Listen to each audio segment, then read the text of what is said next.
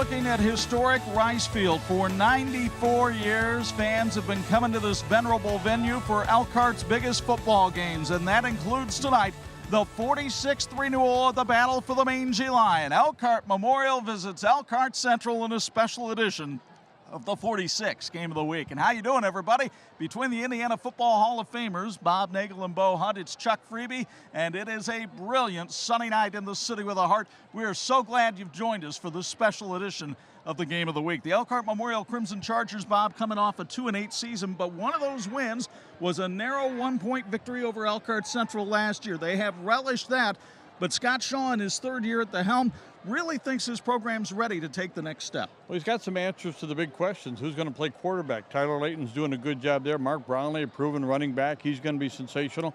Connor Harris is an outstanding leader, along with a young man named Gross who could play a quarterback, could play at safety. You might see him at wide receiver, but he's one of those all-around kids that can really help the ball club. And Scott Shaw knows what a special rivalry this is.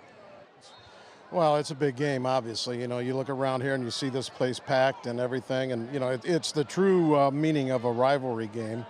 We're 1-1, and both those games have been very, very close, so there's no reason to expect otherwise tonight, too. Elkhart Central has a brand new coach in Josh Shattuck, who comes up from Seymour to take over this Blue Blazer program. He is trying to change the culture. They haven't had a lot of winning seasons at Central lately.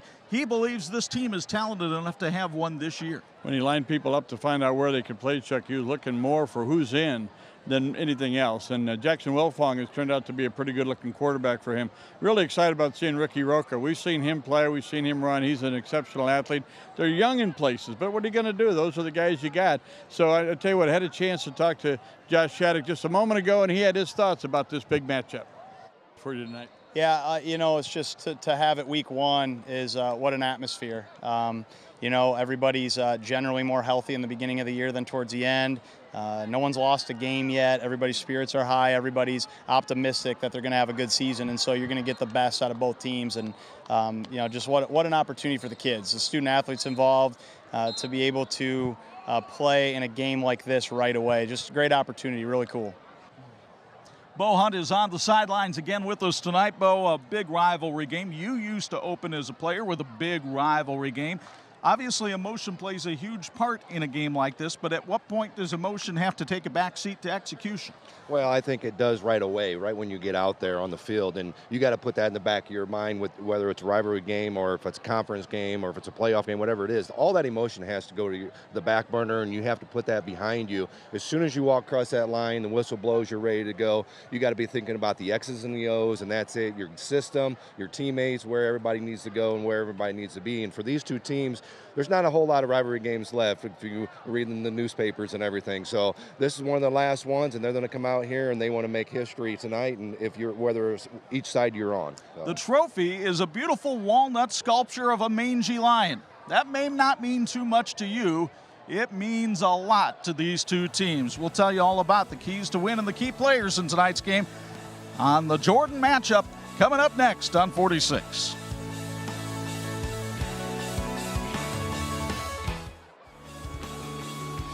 This is the WHME TV 46 High School Game of the Week, brought to you by Indiana Criminal Justice, IU South Bend, TCU, Jordan Automotive Group, Bethel College Admissions, Hawkins Water Tech, Electrical Workers Local 153, Crown Trophy, Bill's Heating, Imagineering Finishing Technologies, Ruoff Home Mortgage, and the IHSAA.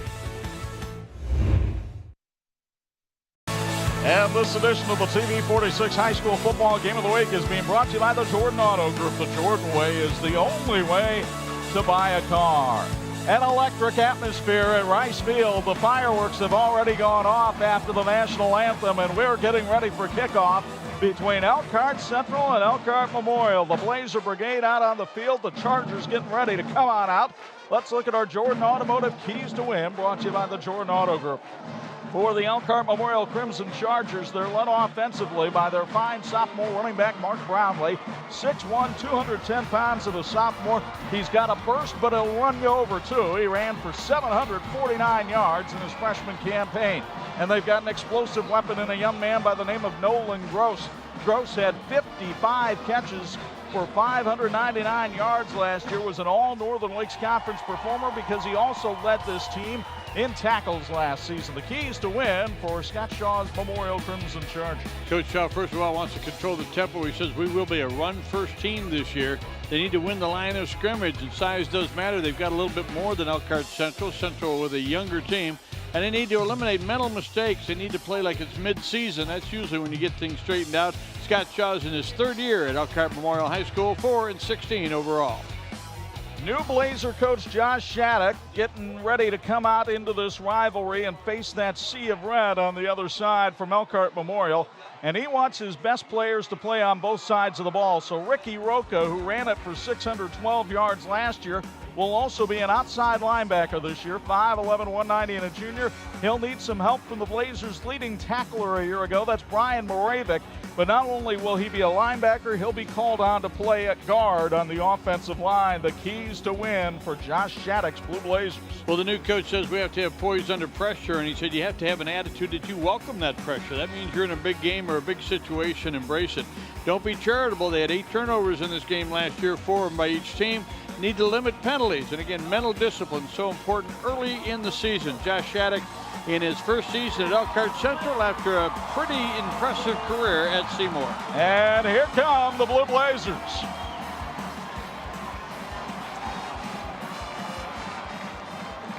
It is a beautiful night in the city with a heart. 81 degrees on the banks of the Elkhart River with a gentle northwest zephyr coming in at 7 miles an hour. And there's no chance of rain because there is one lone puffy cumulus cloud off to our south. Our weather report brought to you by Sanders and Pianowski. And we appreciate their support as well. Look at the series history in this game. Central leads all time, 25-20. Remember, Memorial was open in 72, so the series only been going on that long. Last meeting, Memorial a winner, 21-20. That was August 19th, exactly a year ago today. And as Bo alluded to, there is some question as to how long this series will go because there has been a petition circulated about, and the Elkhart Community Schools have made an announcement that the 2 schools will go back into one, but the timeline has not been finalized yet. Whether that'll happen in 2019, 2020, 2021, we don't know. We do know there's a limited number of Mangy Lion games left, and that's one of the reasons we're here tonight, to capture all the excitement of this one. The captains are meeting at midfield, so we might as well introduce you to our officials for tonight's game.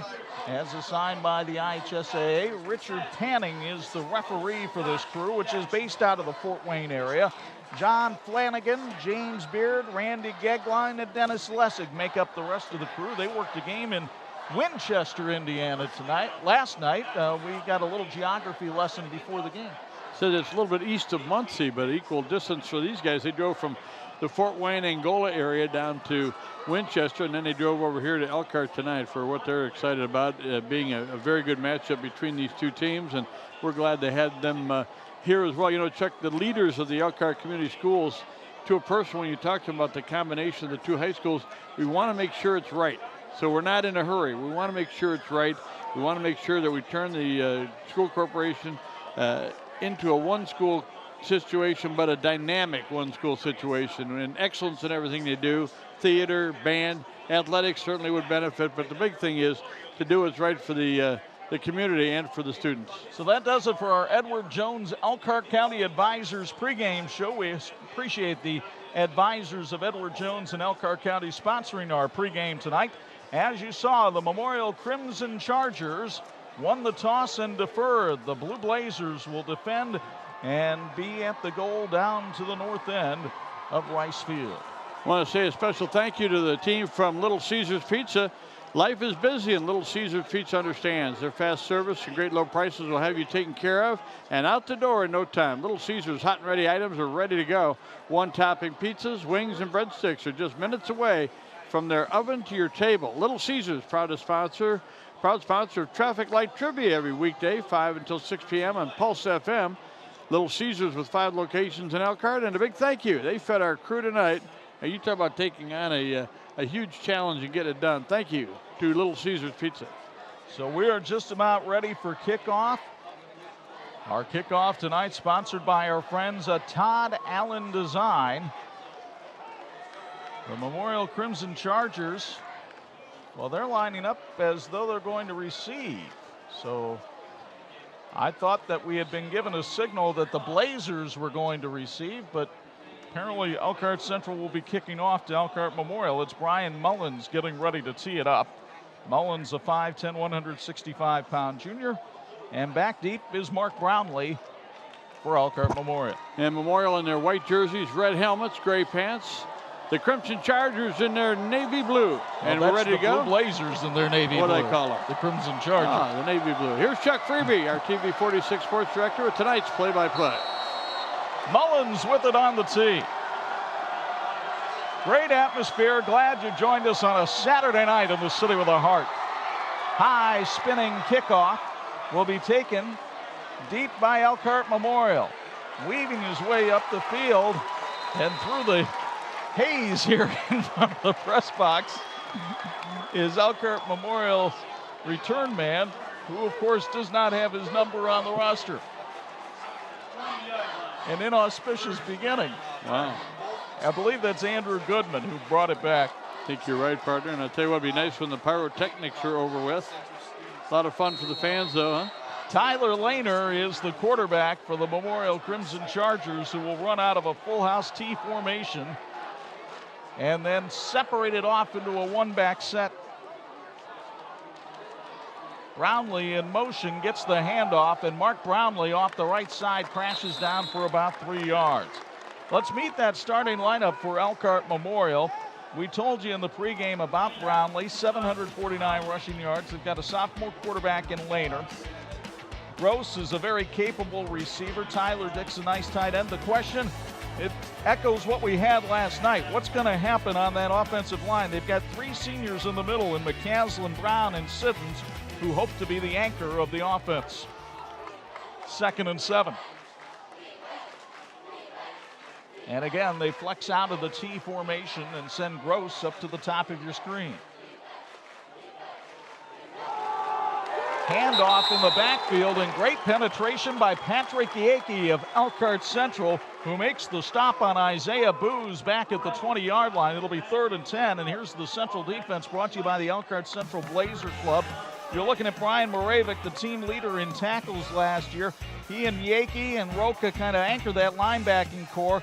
Nick Connor, a very solid nose tackle. In the secondary, they're young but talented, led by the strong safety, Caleb Harden.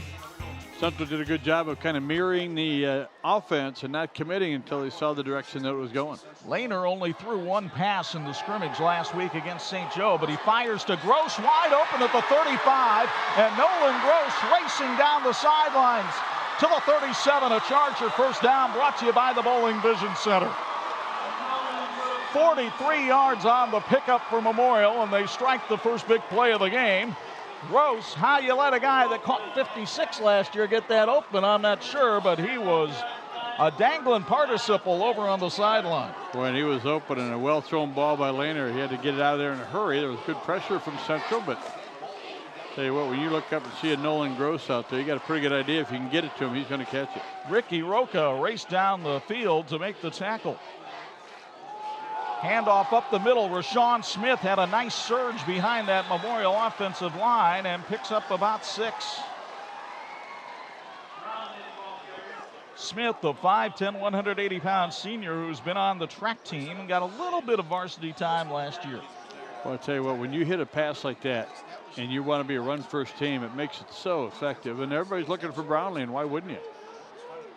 First quarter brought to us by our friends at Thor Industries. It is 2nd and 4. Opening possession. Big guys up front made a nice hole. That's Brownlee in motion, but again, it's Smith off the right side. He has the first down, sponsored by Bowling Vision Center, and Rashawn Smith carries the ball to the 18-yard line. He got a nice block from Nathan Brown, the senior guard, to pop him open. Gain of 13 yards and another first down for Memorial. They'll spot it at the Blazer 19-yard line. A great crowd on hand. A lot of fans still trying to file in here to Rice Field. And they're parking all the way over by the gate that leads to Rice Cemetery. Lehner comes up under center. Smith the lone back. 2 wings flexed out. Man in motion gets buried. What penetration that time by Central. Racing in like a bullet. That time, I think it was Thomas Harmon. Man, he took a pop, didn't he? And about a 3-yard loss that time for Memorial. It'll be 2nd and 13.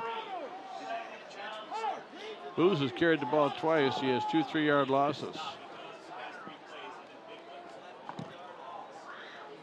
So Memorial will find itself in a deficit situation for the first time tonight. Let's see how Scott Shaw handles this. Scott, a Michigan Hall of Fame coach, long time up at Three Rivers.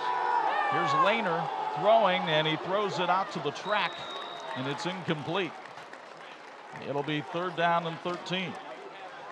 Good idea. His man got tied up. Nobody was going to be free on that right side, so he threw it away. There you see Scott Shaw talking to his sophomore quarterback. Scott, a 1975 Mishawaka grad, was the SQ Award winner for mental attitude in the state championship game of 1974. Bill Doba squad, Chuck Alexander. What a team they put together at Mishawaka. So 3rd and 13, 8:10 to go here in the first. Blazers stacking 6 at the line of scrimmage. Brownlee on a power sweep. Mark Brownlee to the outside, tackled at about the 12-yard line, short of the first down by about 3 yards, and decision time for the Crimson Chargers. In about 10 yards on the play. It'll be 4th down. Just the 2nd carry of the night for Brownlee. He's got 13 yards on 2 carries. Talking to the Memorial assistants before the game, and they said, well, if we needed a 30-yard field goal, we could do that. But clearly here, Scott Shaw says, we feel like we can make the first down on 4th and 2. And they'll once again line up in the tee.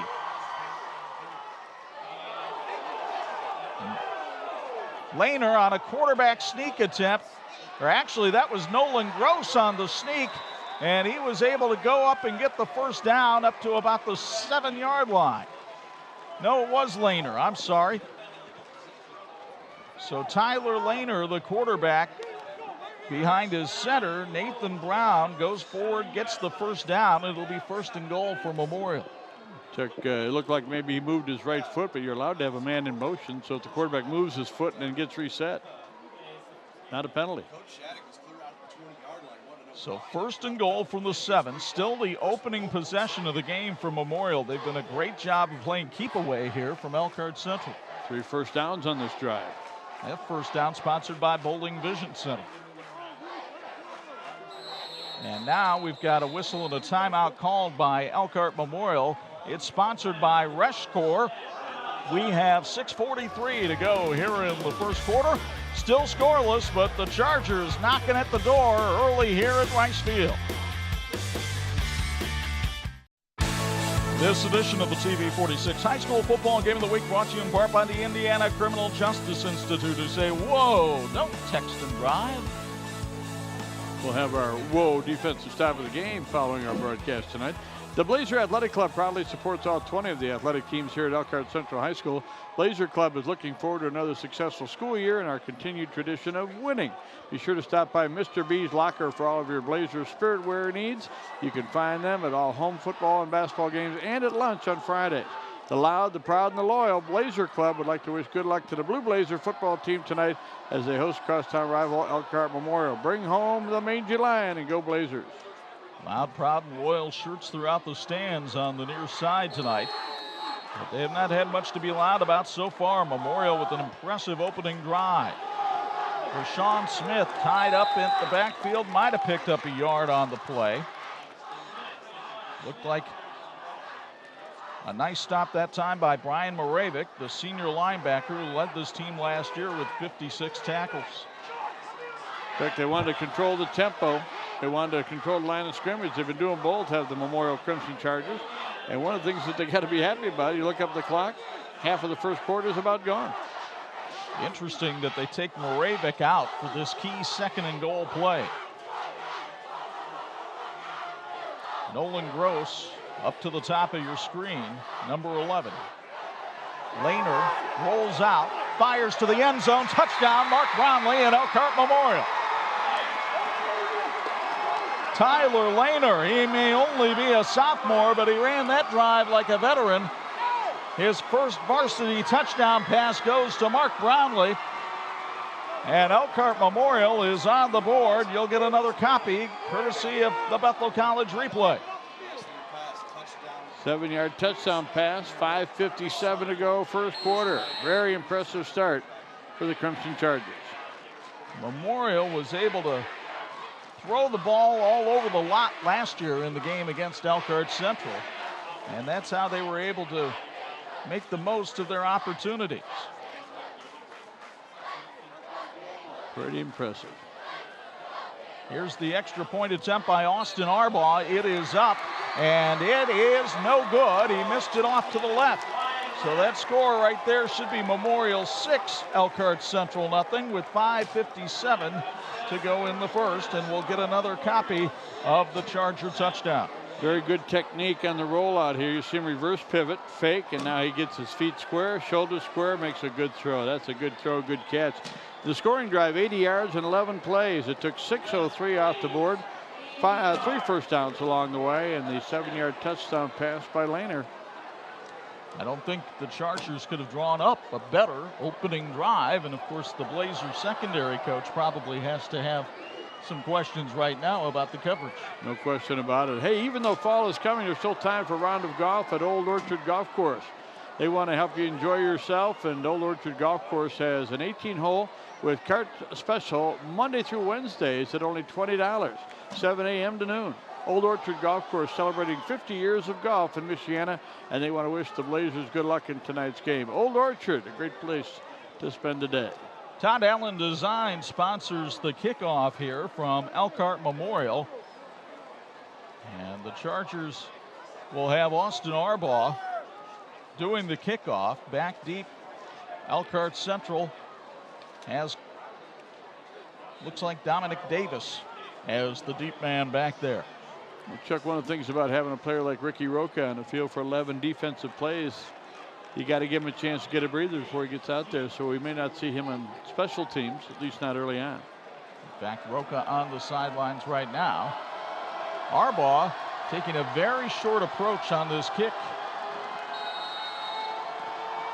He pooches it to the side, and the Blazers drop it at the 25, pick it back up. Not much room to run there, and a wall of white Memorial jerseys come up and make the hit at the 27. Very good special teams coverage that time against Jalen Bethea, who tried to return the kick for Elkhart Central. One of the things you do when you pooch it like that is you get it in the hands of a guy not expecting to be able to return it. And he dropped the ball, but picked it up, did the best he could. They're going to mark it down, first down and 10 at the 28-yard line. So Jackson Wiltfong comes out at quarterback for Elkhart Central, staring over into the sun to get the hand signals from the sidelines. Wiltfong, a former receiver, hands it off on a sweep to Dominic Davis, and the diminutive running back is taken down by Nolan Gross at the line of scrimmage. Let's meet the Central offense, sponsored by the Elkhart Central Blazer Club. We told you about Rocha. Seth Collins looked good in the scrimmage last week from the slot position. Adrian Sims, a talented receiver with 30 catches last year. Chris Corandillo had 28 grabs. The offensive line has some veterans up there. 5 seniors. Nick Connor and Chris Nunez, the tackles, have to lead the way. Nunez, a 3-year starter. Handoff, Ricky Rocha tries to bull his way up the middle. Nothing doing against the Memorial defensive line. Xavier Vaughn had the stop that time, and let's meet that Charger defense. You saw Mr. Vaughn there. Connor Harris, the nose tackle, does a stellar job up front. They've got a freshman middle linebacker by the name of Clayton Lundy, who should be fun to watch, and of course Nolan Gross in the secondary, the leading tackler from a year ago. 3rd and 8. Chargers showing blitz, a little pass out of the flat to Dominic Davis. Can he get the first down? Yard short. Gross with a beautiful open field tackle. What a great play and what a great effort. It's going to be close. That's what the official says. I think it's going to be a half yard short. take another look and look at Nolan Gross come over. And remember, Davis isn't a very big kid, 5'4", 140 and a sophomore. So on 4th and 1, the Blazers appear as though they're going to go for it in their own territory at the 37-yard line. Josh Shattuck, a gambling man right here. Wiltfong from a short gun. Keeps it himself and had nowhere to go. He's brought down short by the Charger defense. What a play by Jack McCaslin, the senior linebacker, who came racing in, made the hit on Wiltfong, and the Chargers in business at the Central 35. Here's another look from Bethel College admissions. And nobody laid a hand on McCaslin or Jordan Siddons, the senior linebacker. Chuck, they didn't buy on any of the fakes. They stayed to their assignments. Good assignment football right there. They had everything covered. So with just a tick under 4 minutes to go here in the first, Memorial trying to add to the 6-0 lead. Handoff up the middle, nothing doing there. A loss of 2 in the backfield for Rashawn Smith, as a sea of Blazers caved in on him, including Sean Holman, the sophomore wrestler who made the stop. Well, I love the energy both teams are showing early on, Chuck. They came ready to play tonight. Elkhart Memorial staring at a 2nd and 11. They converted a couple of long distance situations in that opening drive, including a big 37-yard pass to Nolan Gross. Brownlee on the power sweep right side, couldn't step out of the tackle and picked up about 4 or 5. Good defense that time by the Blazers as Ricky Rocha was there to wrap him up, the junior linebacker. Imagineering Finishing Technologies is a world-class metal finishing company specializing in plating, coating, testing, and consulting services. 58 years as a knowledge source for metal finishing solutions. Reach Imagineering Finishing Technologies info@iftworldwide.com. 3rd and 7 for the Crimson and Gold of Elkhart Memorial.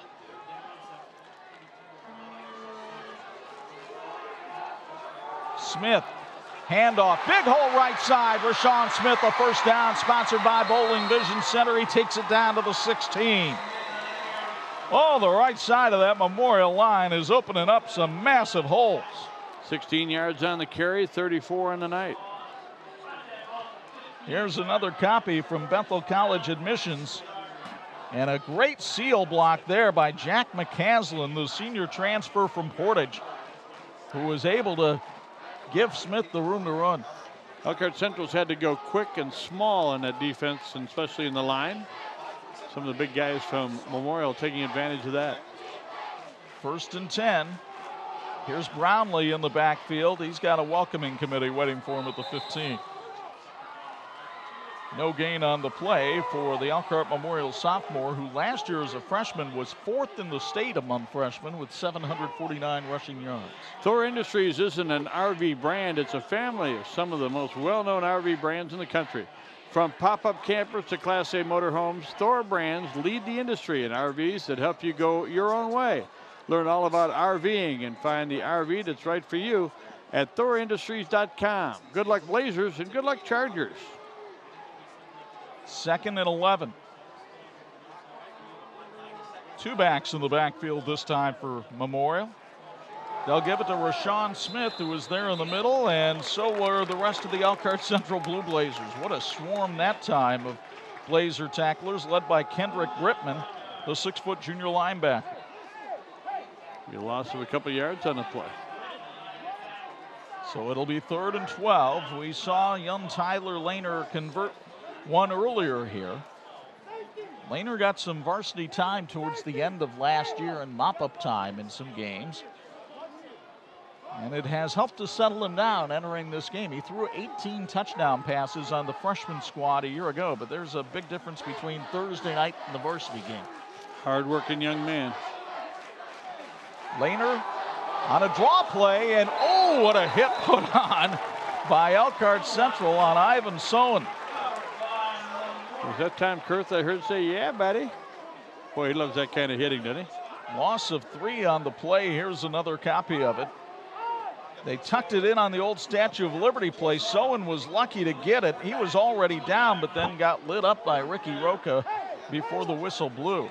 So 4th down, and the Chargers, I don't think they have to run another play here. I think there's just a shade enough difference between the play clock and the game clock that they'll be able to let the first quarter come to an end. So the Memorial Crimson Chargers took their opening drive of the season right down the field and had a Tyler Lehner touchdown pass to Mark Brownlee to account for a 6-0 lead over Elkhart Central in the 46th battle for the Mangy Lion on 46.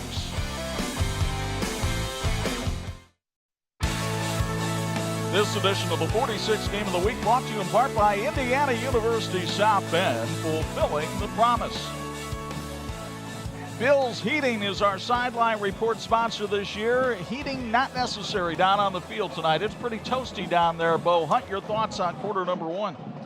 Well, all Memorial quarter 1, they were able to control the tempo, control the clock, and have the ball for all except 4 plays that Central was able to run. I think with Memorial, what they're doing well is they're getting 3-4 yards with that running game, and Central's really just putting 9-10 guys in the box, and they're able to open up that passing game as well. So if they go for it here, look for something, maybe a rollout and hit something on the backside. Guys?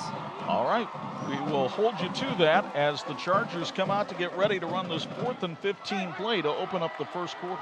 Big momentum swing back to Elkhart Central side if they can get a stop here after going for it on 4th and 2, and they didn't get it. They put on the defense's shoulders, and they're getting it done right now. Big play here.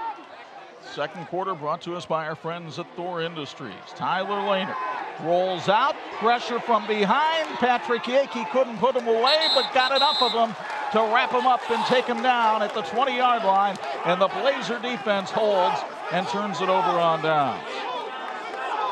4-yard loss. Lehner just didn't see anybody open down the field and decided discretion was the better part of valor. Didn't want to just hang it up there. And Yakey was coming in hot pursuit from behind. Now the Blazers looking like they got a little momentum, a little confidence going after that stop. Did not get a first down in the opening possession of the game, and this is only their second possession of the contest here in the second quarter. Jackson Wiltfong, the quarterback, hangs onto it on the option play and picks up about 2 yards. Wiltfong was a backup receiver last year, but was the scout player of the year and really did a great job learning the offense in the time that Josh Shattuck moved here from Seymour. He's looking at a 2nd and 8 here. Shattuck calls all the plays with hand signals from the sidelines. It'll be tough to do tonight. That sun's still pretty bright out there. Wiltfong throws to Seth Collins, and he's pursued quickly and taken down by Nolan Gross at the 22-yard line. And Gross does what a free safety is supposed to do. He's all over the field in the early going. Here's another look at it, Bob. And again, not much positive yardage, but a good catch. Made sure he hung on to it. Driven out of bounds right around the, maybe a couple-yard gain. Wiltfong is screened to Ricky Rocha. He gets a great block, and Rocha gets a first down before he's upended at the 35-yard line, but the Blazers get their first down of the night. The tackle made by Andrew Goodman. First down sponsored by State Farm agent Rachel Wayne. And the Blazers already up at the line of scrimmage as we start the replay. So live action, the throw out in the flat, and a terrific tackle by Jordan Siddons. And Siddons is stopped for a loss of 4 on the play.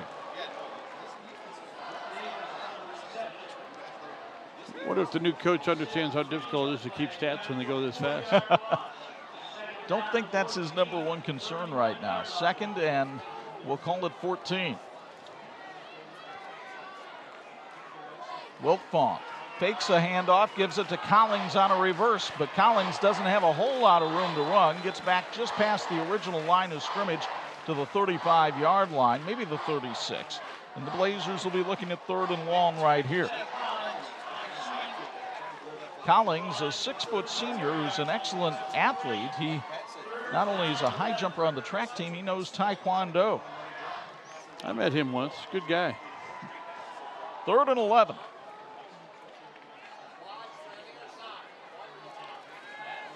Here's Wilfong looking to throw out on the flat, threw it over the head of Dominic Davis and incomplete. 4th down and punting time. And the Blazers will turn to their all-conference punter, Jacob Kaiser, to try to get him out of a hole here. Come see your Edward Jones Elkhart County Investment Advisor for all your investment needs. Have a 401k to roll over? Need to create a retirement roadmap? Call us. Edward Jones Elkhart County Investment Advisors. We have offices near you. Todd Allen Design sponsors this punt. Nolan Gross is back deep for Elkhart Memorial, and he'll stand at his own 25.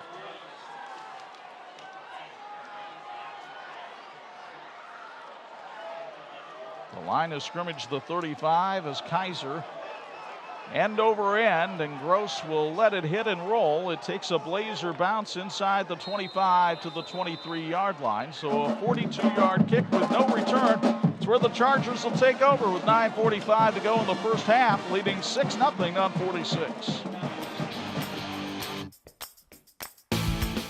Edition of the TV 46 High School Football Game of the Week, brought to you by Bethel College Admissions, equipping you for lifelong service. Chuck Freeby, Bob Nagel, Bo Hunt back with you. Some of the flag football players here in Elkhart out at the game tonight, watching Elkhart Memorial and Elkhart Central. These two city schools collide, and we've got our first penalty of the night. Looks like it's going to be a 5-yarder against Memorial for a little jumpiness at the line of scrimmage. Some drivers think comfort is found in leather seats or dual climate controls, but for 40 million American motorists, comfort is knowing that they have an agent who will always be there, providing personal service at a competitive rate. Talk to State Farm agent Rachel Wayne in Elkhart. She'll make sure you get the coverage you need and the discounts you deserve.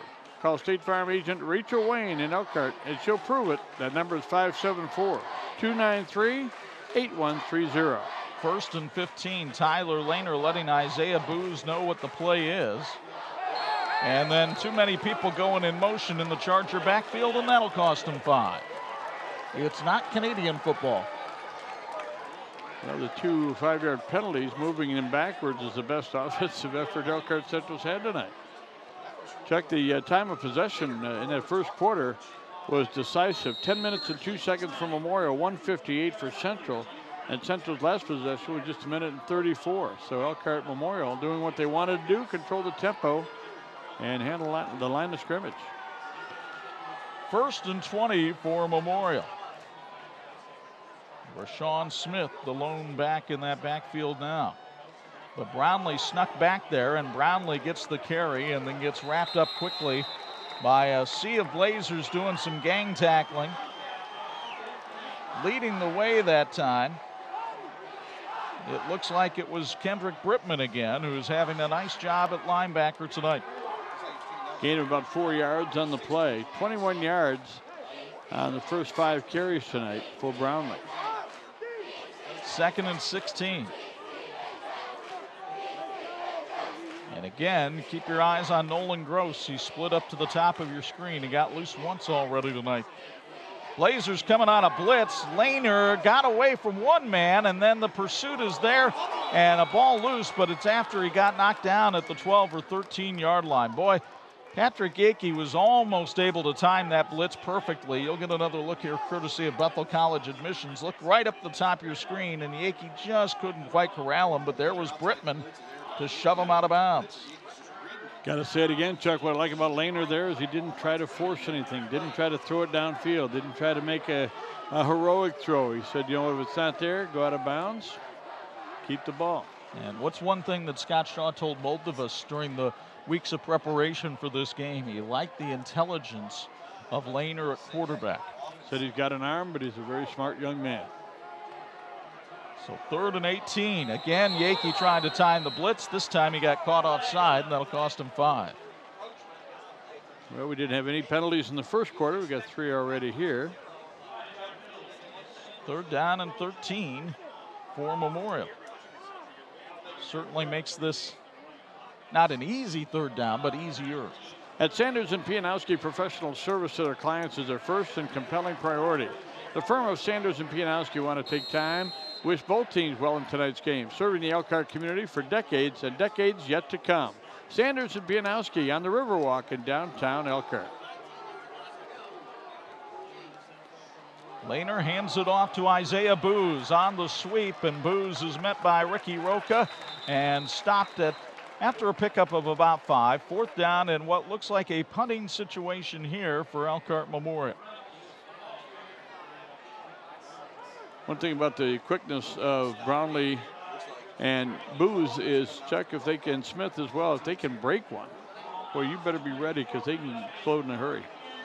Now Nolan Gross, I think, is the punter for Elkhart Memorial. I'm taking a look. Yep, that's Nolan standing out there counting bodies.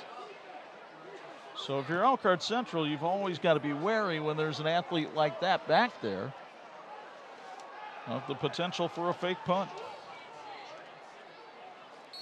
Interesting alignment and a timeout now called by which team? It'll be Elkhart Central calling the timeout. It's sponsored by our friends at Reshcore.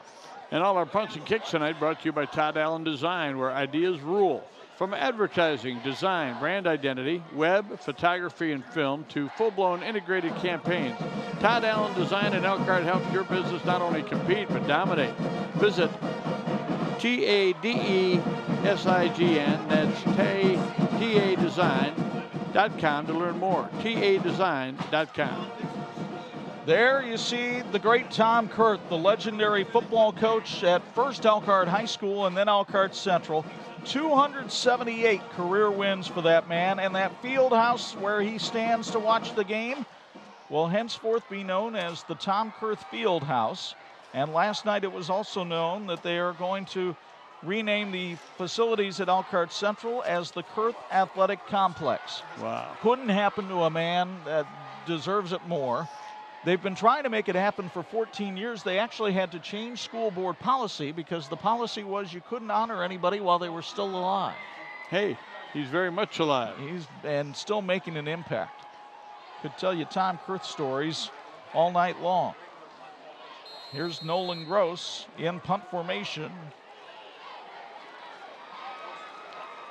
And Gross will hang one high and over the head of the Elkhart Central returner. It's going to take a Charger roll and be down at the 21-yard line. That's a heck of a punt by Nolan Gross, a 55-yarder with no return, and he just flipped the field for the Chargers that time. Really did. They were kind of back in their own territory. Central could have got it around their own 40, maybe close to midfield, but Elkhart Memorial down 6-0 has played good football because a lot of things were going the other way early on. They've got the ball with a chance with a drive and a touchdown extra point. They could take the lead. So Jackson Wiltfong back in there at quarterback for Elkhart Central. The Blazer fans trying to make some noise of support here on the near sideline with 7:56 to go in the first half. No one will be happier about sunset than Wiltfong, who's had to stare into that sun all night to get the signals from the sideline. Handoff up the middle. Ricky Rocha has been quiet tonight, and he only picks up about 2 yards there. Good tackling once again by Elkhart Memorial as Clayton Lundy, the freshman linebacker, comes up and makes the hit. Lundy may only be a freshman, but he's 5'11", 180. Chuck, one of the things that we're looking at in that alignment, and I see it again, it looks like Elkhart Central might be extending their splits a little bit in that line, maybe try to create a little bit more room. Wiltfong pump fake throws. Chris Corandillo had it batted in the air, and the Chargers pick it off. Or did it hit the ground? It hit the ground. The umpire was standing right there and calls it an incomplete pass. And we'll take another look here on the Bethel College admissions replay. He was trying to hit Chris Corandillo. Lundy stepped in front, and then on the dive, Nolan Gross thought he had the scoop, but the ball had already hit the ground. Umpire had a good look, looking right at it, and there you see the ball on the ground. Back to live action. Wiltfong throws. Broken up on a beautiful defensive play. Wow, getting there just in time. Outstanding. Seth Collins was the intended receiver, but it's broken up nicely by Andrew Goodman. Man, he got there just in time. It'll be 4th down, and the Blazers will have to punt it away again. Not many first downs coming for Elkhart Central here in the first half.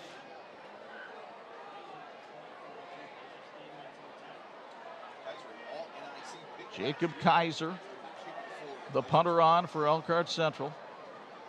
Takes a bit of a high snap, but unloads it beautifully. Gross calls for the fair catch and makes it down at the 40-yard line. Good field position for Elkhart Memorial with 7:05 to go in the first half, and that punt sponsored by our friends at Todd Allen Design. 37 yards on the punt with no return, a fair catch. Good play. Folks, wouldn't it be great to work for a company where their employees are the most valuable asset? Well, now's your chance because Reshcore is hiring.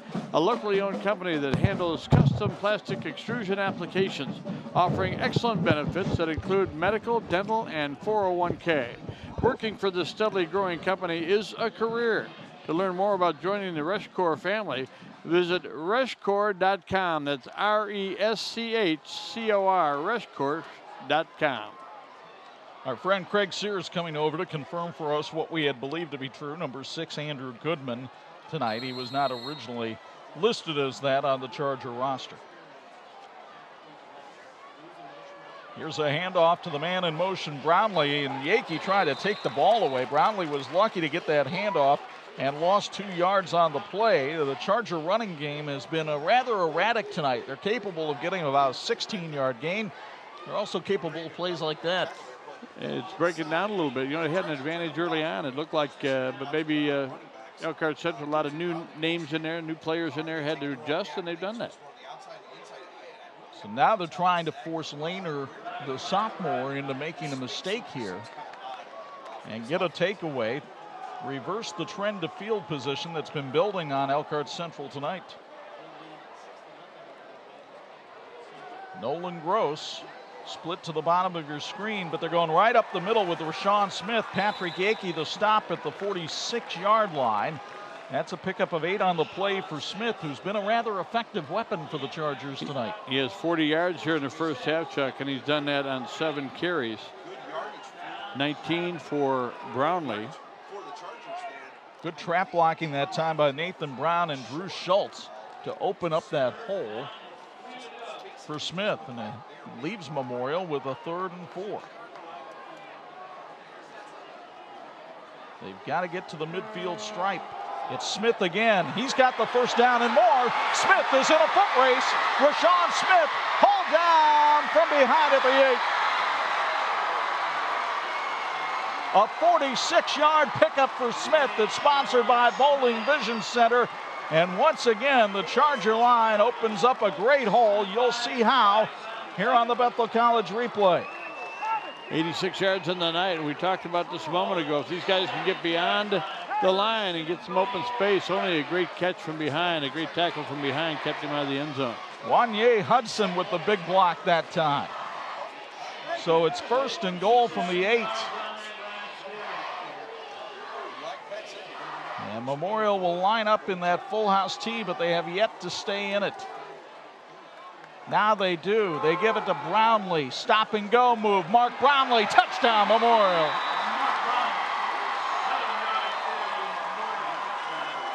Mark Brownlee's 2nd touchdown of the night comes on a nifty 8-yard run. He put on the brakes and then took off. And you'll get another look here courtesy of Bethel College. So let's see if the Chargers decide to go for 2 here after failing on the extra point attempt earlier in the game, and that's what it appears they want to do. A big 60-yard drive for Elkhart Memorial. 60 yards in 4 plays, picked up 1 first down, 154 in the time of the drive. Pretty efficient. They're trying to give Nolan Gross single coverage down here at the bottom. Lehner rolling out, going for 2. He's in for the 2-point conversion. And Elkhart Memorial with 5:10 left in the first half. Looks like they want to keep the Mangy Lion out on California Road. Scott Shaw's team is struck here in the first half with a pair of Mark Brownlee touchdowns and some great running from Rashawn Smith. And they lead it 14-0 over Elkhart Central on 46. And this edition of the 46th Game of the Week brought to you by Ruoff Home Mortgage. Proud of our hometown teams and proud to be a part of the community. When you're ready to buy a home or need to refinance, be sure to stop by one of our offices in Indiana, Michigan, and Ohio, or go online to ruoff.com. They're trying to get those freshmen to do push-ups over there on the Memorial side. Just be careful you don't push them up over the chain links back there, kids. Careful out there. Well, what a spirited crowd here tonight on both sides. Memorial's fans, opposite field. Central's fans right below us here in this beautiful Rice Field Stadium. This place seats about 10,000 folks, and they might have that many in here tonight. Remember during the week, I said they'll pack it over there, and somebody said, no, not for that. Are you kidding me? Austin Arbaugh's kick, a spinner that will hit at the 23. Jalen Bethea up to the 34 and then taken to terra firma on a nice hit by Marquez Hudson, the sophomore. TCU's Financial Empowerment Program can help your students develop a game plan for their financial future. With TCU's easy-to-use online tools, students will learn how to save and to spend.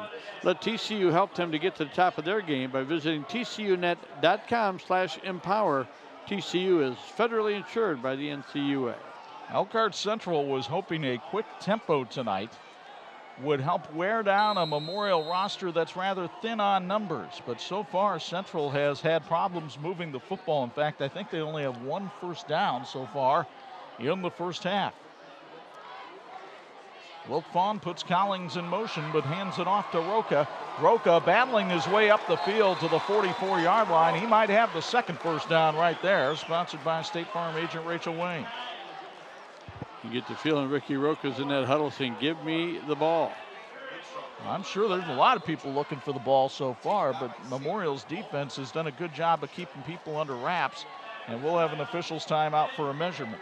One of the things we looked at coming into the game, Chuck, was the level of talent that Elkhart Central had and the guys who can be breakers. Corandillo has been thrown to once today, but Sims is a big-time receiver on that outside.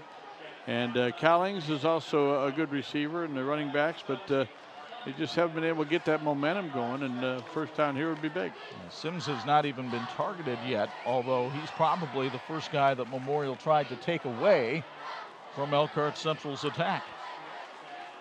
The stretch of the chains, and that is just, it's like right there at the nose for a first down. That's the beauty of having these games in HD now, folks. You can see that clearly for yourself. We're very excited about that this year at TV 46, as all of our high school games will now be in beautiful HD. We tried to be the kings of standard definition for a long, long time, but we're happy to make that move.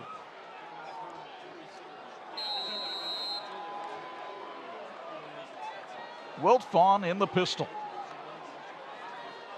Handoff Rocha. Nice hole. Ricky Rocha, the junior, battling for the first down up to the 43-yard line, maybe the 42. Another first down.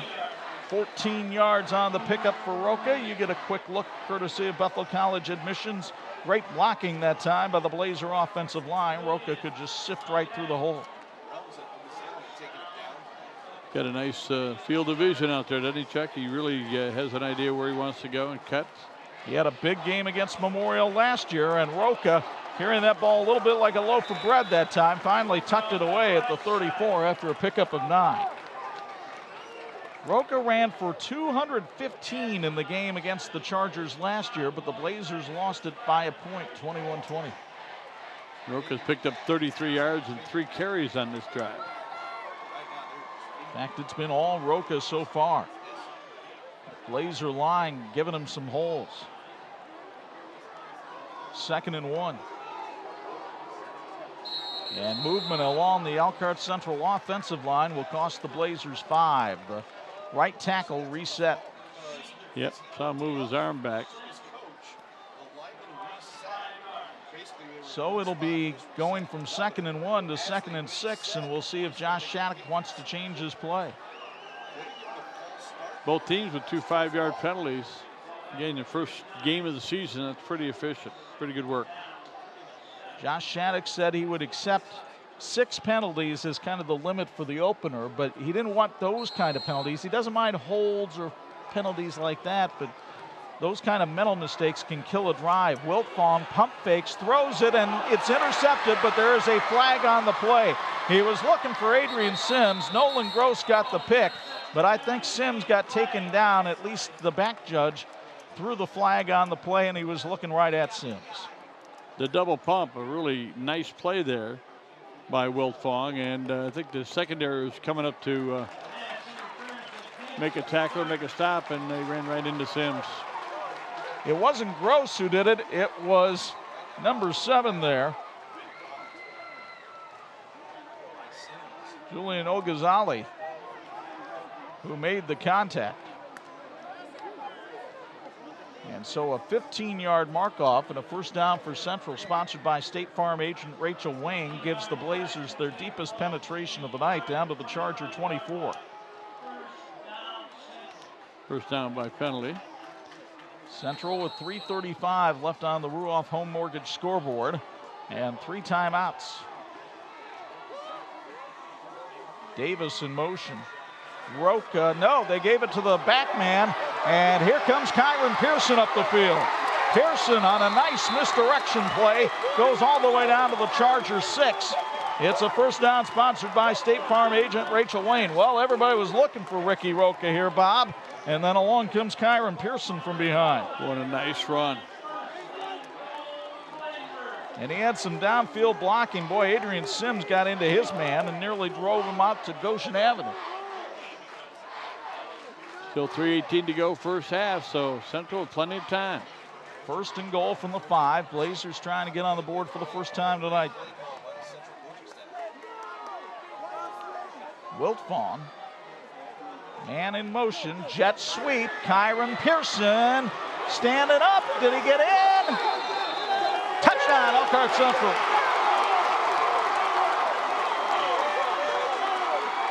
It's sponsored by Old Orchard Golf Course. And we'll take another look from the field level thanks to Champagne Tony Beltran. Kyron Pearson, who had the big gain to take him down there, and you watch for yourself, the ball just getting stretched across the goal line. Beautiful camera work by our 46 crew. And now the Blazers will try the swinging gate for the extra point. Jackson Wiltfong, the holder. Jacob Kaiser, the kicker. The snap is clean, the kick is up, and it is good. 2:54 to go in the first half, and the Charger lead has been cut in half as Central puts 7 on the board thanks to the running of Kyron Pearson. Watch it again here. You're going to see this in slow motion, and look at the momentum. Good hit here, but look how he gets himself righted, leans forward again, gets tackled, tried to be tackled by a pretty good tackler there, falls forward and breaks. Maybe a little help by Adrian. Sure. Instead of the Bush push, it's the Pearson pull. The Pearson pull. I think you got it, partner. Good work by our camera crew right there. Tony Beltran almost made the tackle. Outstanding work. 14-7 is the score, and now the Blazers will get ready to kick off. A kick sponsored by Todd Allen Design. At halftime, Chuck Freebe will be doing our Bills Heating halftime report. Been keeping families and businesses comfortable since 1951. You can relax knowing your family's comfort is their top priority. And Bills Heating was voted best of the best by readers of the Goshen News. Call Bills Heating. That number is 574-533-2079. Bills Heating.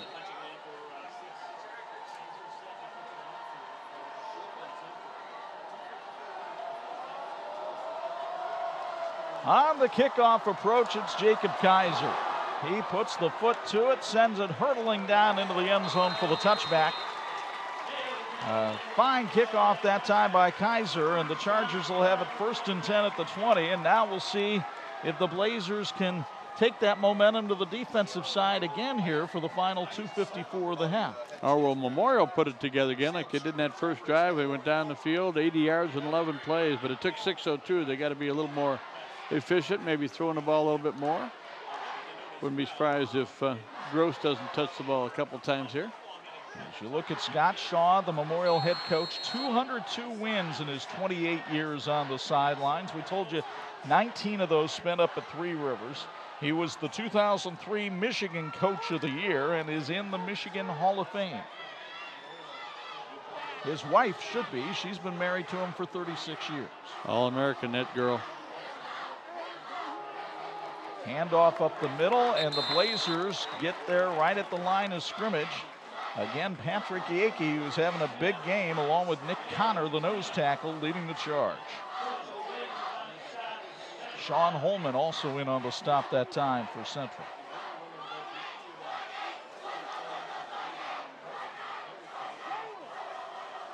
But Elkhart Memorial has been able to pop some big plays here in the first half. Nolan Gross, a 37-yard reception. Rashawn Smith, a 46-yard run. And Mark Brownlee has been good at finishing off the drives with a pair of touchdowns. Memorial taking its time. Lehner hands off to Brownlee. He's got some running room, but slipped there on the turf and went down at the 23-yard line. And Elkhart Central will take a timeout. It's sponsored by Reshcor. And the Blazers will have 2 timeouts remaining. Interested in improving all areas of your fitness program or sport? Join the new Strength and Conditioning Center in Mishawaka. Beacon Sports Performance. They offer youth, high school, and adult performance training. The coaching staff at Beacon Sports Performance will push you and ensure you perform the movements with proper form. Visit beaconhealthandfitness.org today. Next week on TV 46, another exciting matchup on Friday night. Northridge had a big road win at School Field last night, knocking off South Bend Adams. St. Joe nearly knocked off Concord in a thriller over at Father Bly Field. Those two will collide at Raider Field in Middlebury, and we'll be there for all the action. St. Joe and Northridge, a great way to spend a Friday night is with us on TV 46.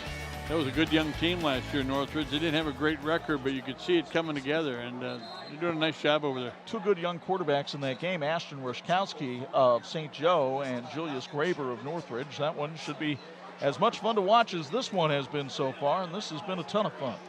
Julius Graber seems like he likes to hand off to his brother. His brother scored 3 touchdowns last night. Connor Graber, a good night. So 2:03 to go here in the first half. Memorial looking at a big 3rd and 7. The Blazers have a couple of timeouts left. Let's see if Scott Shaw decides to put the ball up in the air with his sophomore quarterback. And a flinch by Isaiah Booz over on the Charger side will cost Memorial 5. 4 penalties here in the first half for 30 yards, 1 major penalty. That pass interference was a huge penalty, negated an interception, and kept the Blazer scoring drive alive. Indiana Criminal Justice Institute reminds you to drive sober or get pulled over. That's the way it works. Indiana Criminal Justice Institute. So Lehner, a member of the Superintendent Student Advisory Council, comes out with the play from his head coach on 3rd and 12. Lehner looking to throw. Moravik in pursuit. And down he goes. It wasn't Moravik who got him.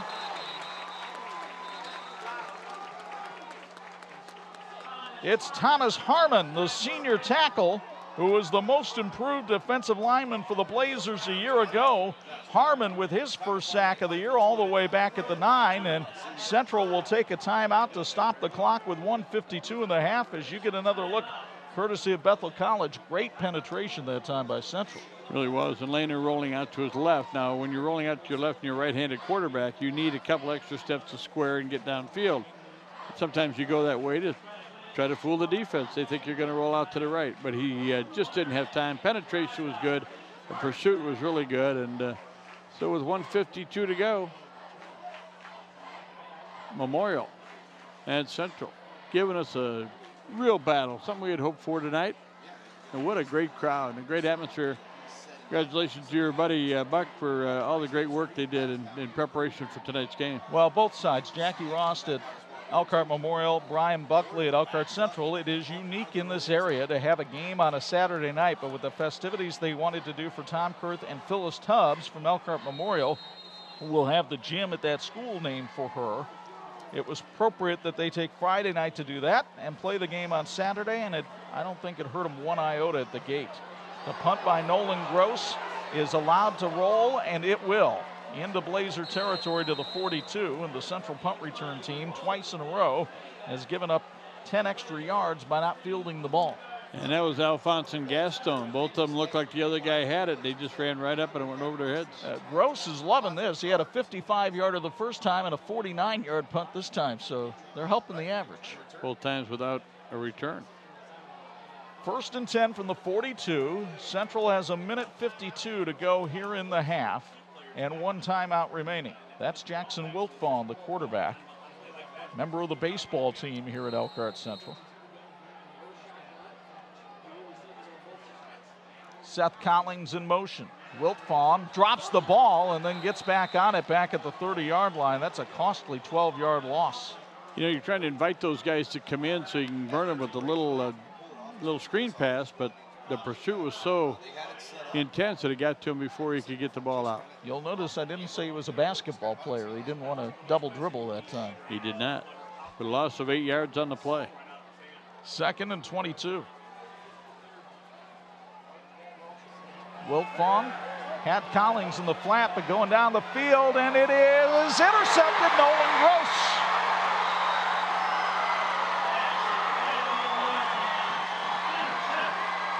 The ball kept getting batted up in the air, and Gross came over to grab it. You'll meet him at halftime in our student athlete feature.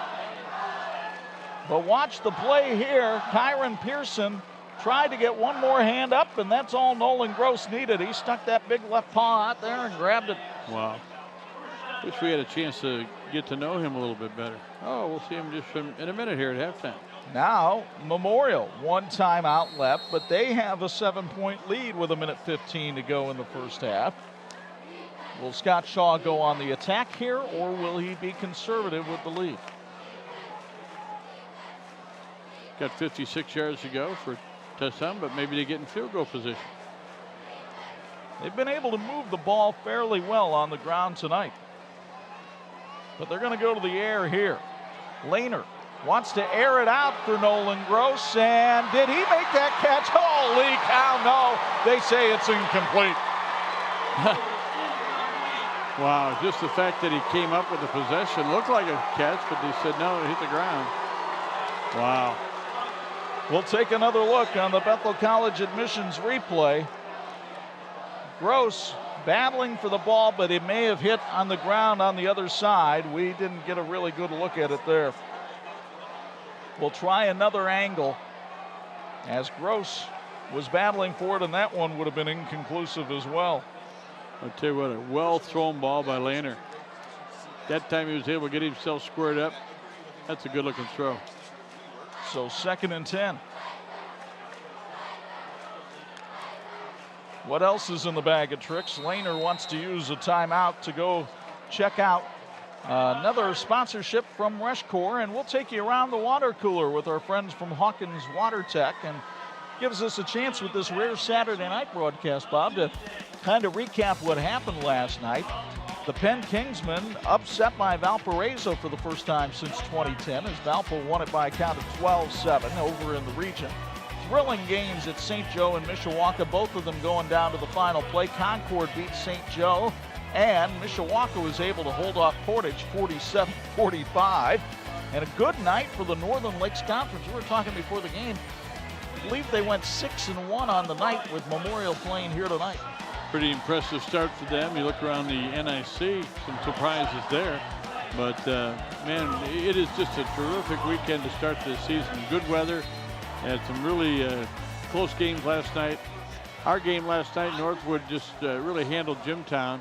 It's going to be great to see how far Jimtown can come in the rest of the season. But Northwood is #1 in the state for a reason. That's a very good football team.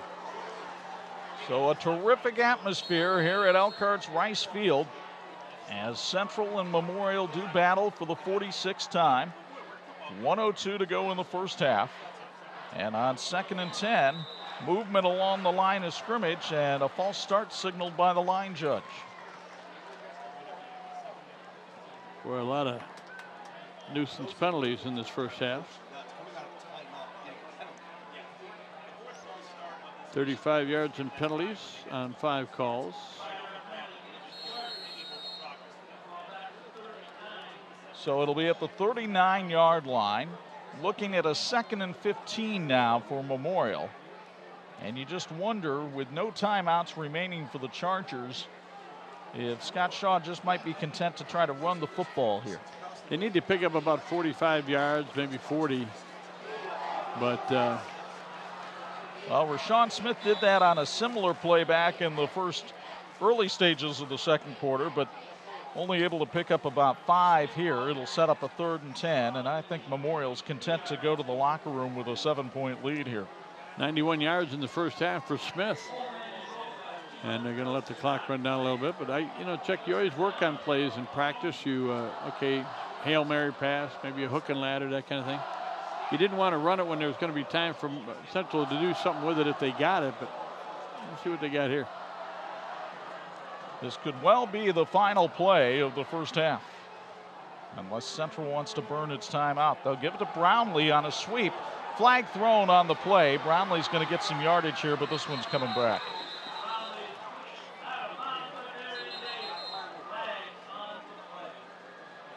It was thrown way back behind the play. Interesting to see the guys from both teams talking out there on the field. These kids know each other. They went to middle school with each other, maybe grade school with each other. They've seen each other all around town. Patrick Yankee and Nolan Gross talking things over there. And the penalty will be against Elkhart Memorial and cost them yardage and the first down. It'll be a holding call. And with just 12 seconds left to go in the half, I think Memorial's got to be pretty satisfied with how they played. They came out really sharp tonight. They got a 14-0 lead. Central battled back. We got a good one. Remember, Memorial, the current holder of the Mangy Lion. They won it 21-20 last year. And once you get that wooden statue in your hallways, you're not one to want to relinquish it. It has tended to stay where it is over the years. Nice tradition started last night at Northwood and Jimtown, playing for Doc Abel's medicine bag. Play clock down to 3. Lehner gets the snap off. They go up the middle with Rashawn Smith for 3 yards, and Josh Shattuck will burn his last time out. It's sponsored by Rush Corps. Gain of about 3 yards on the play. Well, while the teams come over to the sidelines, let me give you a quick little history lesson on this place that we're at tonight. Rice Field opened up back in 1923. They built that field house we told you about back in 1925. They added the lights in 1933 and put the permanent stands in as part of the Works Project Administration under Franklin Delano Roosevelt in 1939. So this is the granddaddy of them all. It's been open for 94 years. The stands have been here for 78. And it is still one of the great settings of Northern Indiana football. And it gives us some other history because there are a couple other football stadiums were built in the same Work Project Administration, School Field in South Bend and Mishawaka. That originally was, I think, Tupper Field or Mishawaka Stadium, whatever it was at the time, but that was built also with that same type of an effort. I'll give you one more little piece of history that we didn't have in the graphic. Until the middle 1950s, they used to hold the Elkhart County 4-H Fair here. Is that before right? It moved out to the fairgrounds in Goshen. I didn't know that until this week. Of course, I wasn't around for that. You were.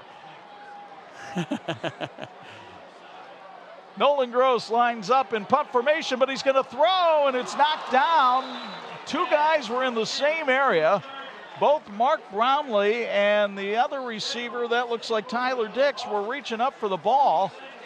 And they couldn't come up with it, so Central's going to get one shot at a Hail Mary here from the Memorial 39 with 3.1 seconds left in the half.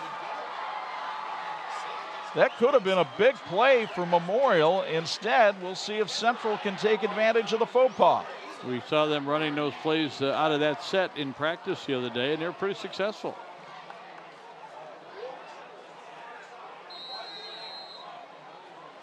Jackson Wiltfong lines up in the gun. trying to give his receivers time to get down the field. He chucks it down there, and it's complete for a first down, sponsored by State Farm agent Rachel Wayne, but Kyron Pearson falls down at the 16, and that's how the first half comes to an end. So the Memorial Crimson Chargers will be headed to the locker room with the lead in this Mangy Lion matchup as they have a 14-7 advantage. Scott Shaw, I would imagine he's a pretty pleased coach as he gets ready to go to the locker room, but we'll find out as Bo Hunt is hoping to put him in his sights and line him up here for our halftime interview as the two teams head to the intermission. We'll give Bo a little bit of time to get to Scott. I think he's got him lined up now. And let's go downstairs for a Bills Heating sideline report. Here's our buddy, Bo Hunt. Coach, you guys go into halftime 14-7. You're able to score the first 2 times. They kind of got the momentum, but you took it away. Just your thoughts on the first half. Well, I thought the first quarter we did exactly what we had planned to do, take a lot of time off and score at the end of it. And then we just, I don't know, things happened and we didn't recover from it real well, but there at the end I thought we had a couple nice moments, but got another big half to play. Adjustments for the second half? Well, got to keep them off the board, and we got to fix what we're doing offensively. Our whole game is this year. It's going to be take time off the clock and try to have a lot of ball control. So we got to figure out a way to do that. Coach, thanks for your time. Thank you. Back to you guys. All right, stick around, everybody. Our Little Caesars Pizza halftime report is coming up, and we'll start it off with our TCU Student Athletes of the Week. An entertaining first half led by Elkhart Memorial. They have a 14-7 lead on Elkhart Central here on TV 46.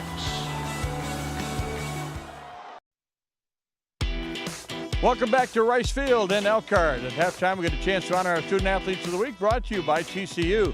TCU reminds you to go online at tcunet.com and find out how you can become a member today. And we have a couple of outstanding student athletes with us again tonight. Katie Gaff is with us from Elkhart Central High School, and Nolan Gross is with us from Elkhart Memorial. And Nolan, first of all, congratulations. You're a busy guy. I mean, you're involved in basketball and baseball and football, a lot of things around campus as well at Elkhart Central. Congratulations on your success. Thank you. Means a lot to get this award, and it means a lot to me right now, and can't wait to be playing tonight. Well, we appreciate you spending some time with us before the game because we want to talk about some of the things you've done, but talk about the time management that it takes to be that busy and that successful. It takes a lot of your time up to create time for sports. Then you have school, and then you have a social life too, and a lot of the time is put into academics and then athletics, and then you get a little social time in between. But playing 2 sports it takes a lot of time up. It sure does. Talk about what you want to study eventually in college. I know you're not sure exactly where you're going to go yet, but what would you like to study? Not sure what I want to study right now, but I do want to play baseball in college at some point, and not sure where I want to go yet, but that's the ultimate goal. Okay, talk about the people in your life that have helped you be successful. My dad a lot. He has pushed me to be this successful, and he still pushes me. I mean, ever since I was young, he's always been there. He's been a coach for me when I was younger, and now I've got the simple stuff down. Now it's time to move on and grow up. Well, something we all got to go through, buddy. Good luck to you. Congratulations. Thank you. All right, Nolan Gross from Elkhart Memorial High School, and Katie Gaff is with us.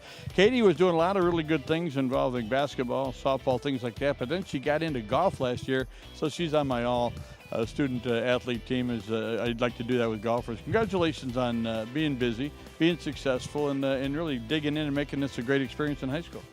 Thank you. Overall, I'm really honored, just excited to have been chosen. Yeah, just really excited.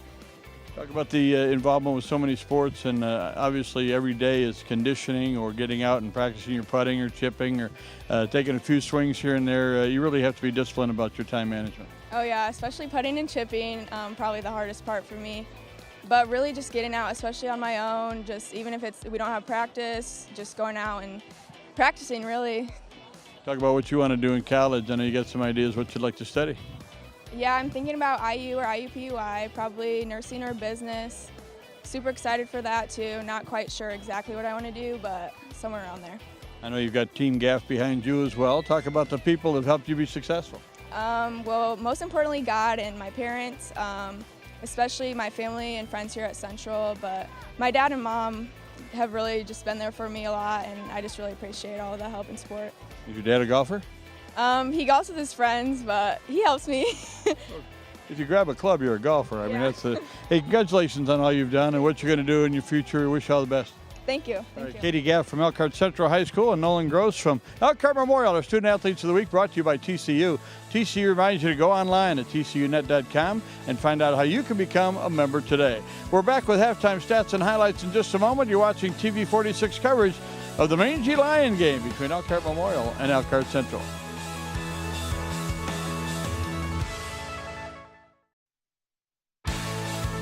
And this edition of the TV 46 High School Football Game of the Week brought to you in part by Crown Trophy. They're nationally known and locally owned.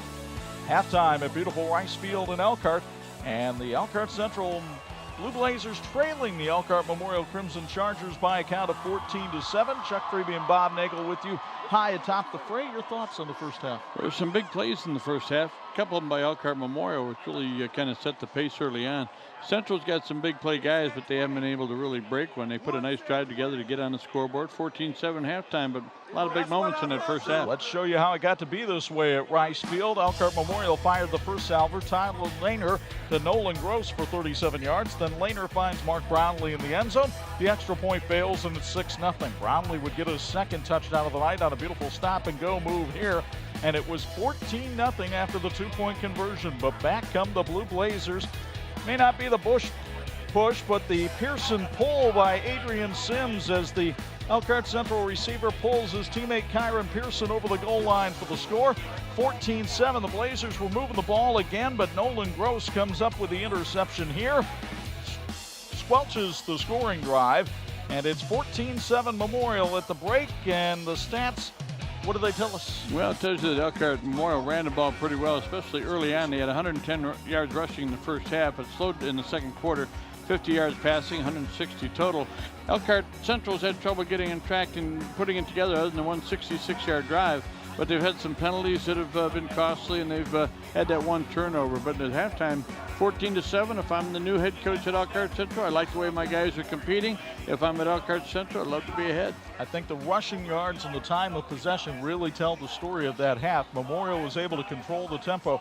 If Central can control the tempo in the second half, might be a different story. We'll find out. We'll hear from Josh Shattuck what his thoughts are here at the half. When we come back, that's been our Little Caesars Pizza of Elkhart halftime report. You're watching the 46th Game of the Week.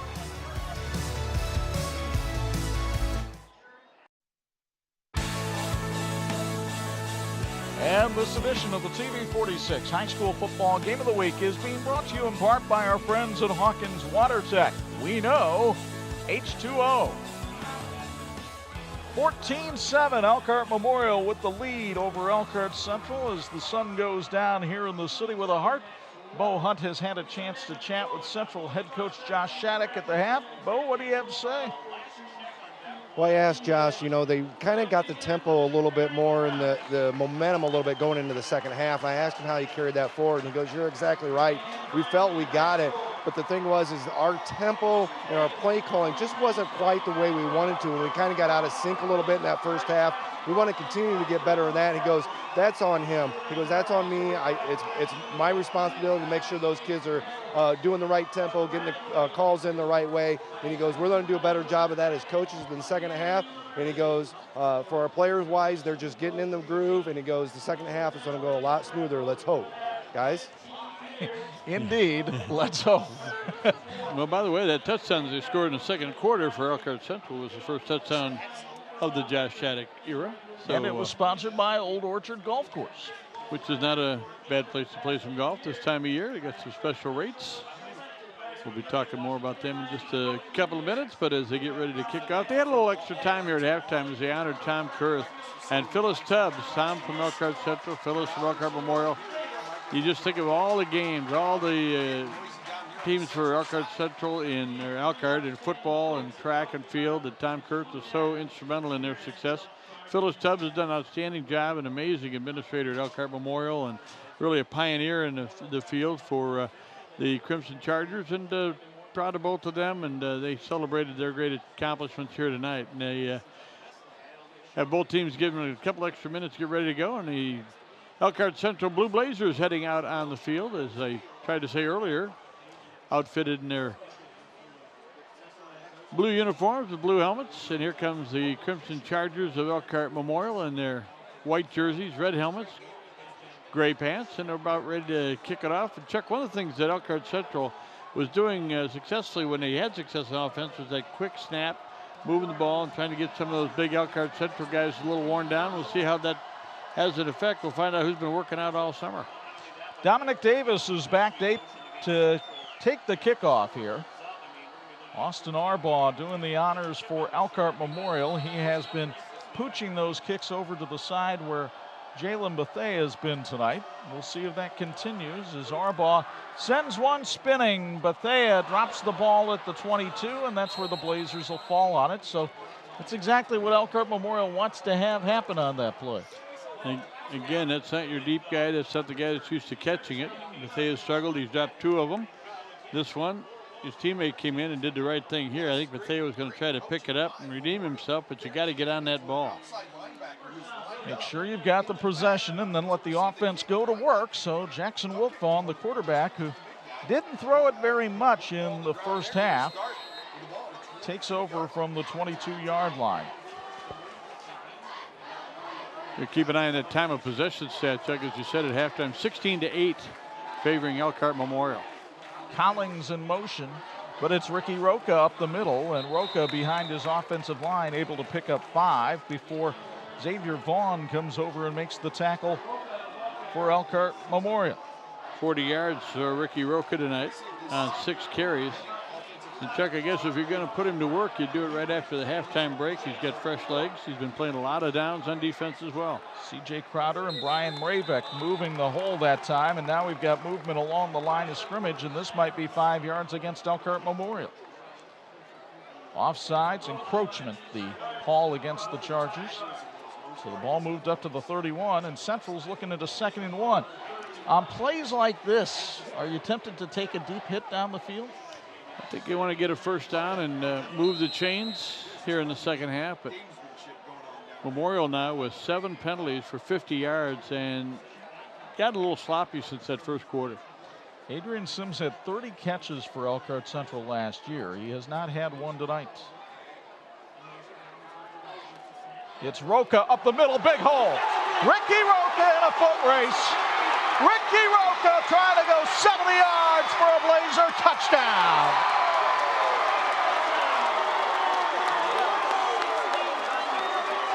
It's sponsored by Old Orchard Golf Course. And the Blazers an extra point away from tying this one up.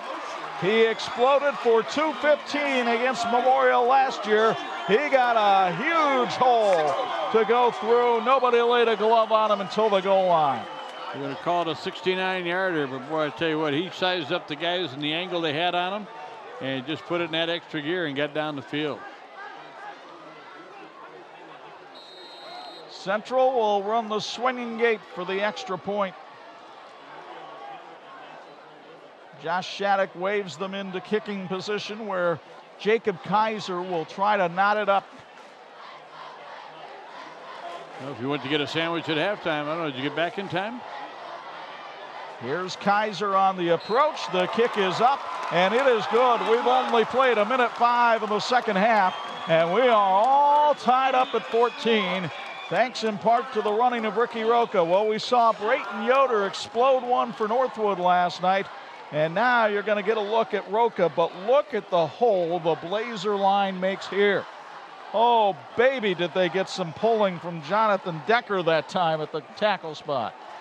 78 yards in 2 plays. They got a penalty that helped along the way, and that's what you're saying there, Chuck. You know, do you throw one deep? Do you do something special? Well, they ran a real solid play and got an explosive run out of the play on 2nd down and 1. So all tied up at 14, and we get ready for our Todd Allen design kickoff here from Jacob Kaiser. Time of the drive, 1:05. Didn't take long. That's not going to change the time of possession stat very much from halftime. Over the course of the years that this game has been played, traditionally it has been a very close affair. The last two have certainly come down to the final possession, and this one may well tonight as well. Not much wind tonight, so it's not a real factor, but good leg for this young man. The flag hangs limply on the pole at the south end of the stadium as Kaiser kicks northbound, and the kick taken at about the 3-yard line. Still on his feet, and Andrew Goodman takes it out to about the 27. 25-yard return on the kickoff, and that's where Memorial will take over 1st and 10 on its first possession of the second half. Life is busy, and Little Caesars Pizza understands that. Their fast service and great low prices will have you taken care of and out the door in little time. Little Caesars, hot and ready items are ready to go. One-topping pizzas, wings, and breadsticks are just minutes away from their own ovens to your table. Little Caesars is a proud sponsor of Traffic Light Trivia every weekday, 5 till 6 p.m. on Pulse FM. Little Caesars with 5 locations in Elkhart. A big thank you to their team for feeding our team today. Did a great job with our production crew. So 1st and 10 from the 27. And they'll give it up the middle. I believe that's Rashawn Smith on the carry, and he might have gotten a couple of yards. And I mistakenly credited Jonathan Decker with the block. I believe it might have been Omar Perez who was the pulling blocker on the Rocha touchdown run.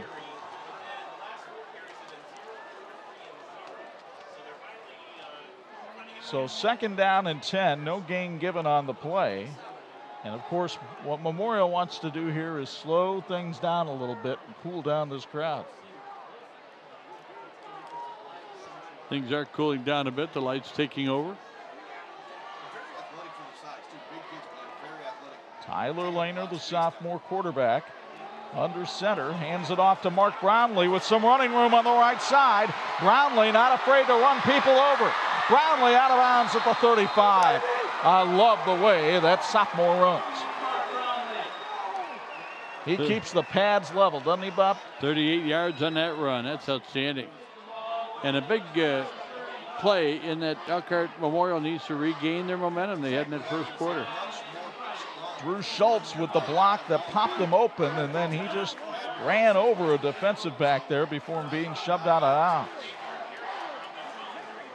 140 yards rushing now in the ball game for Elkhart Memorial. Lehner hustling in with the play, and they'll have to hurry up to get to the line of scrimmage as the play clock's already down to 8.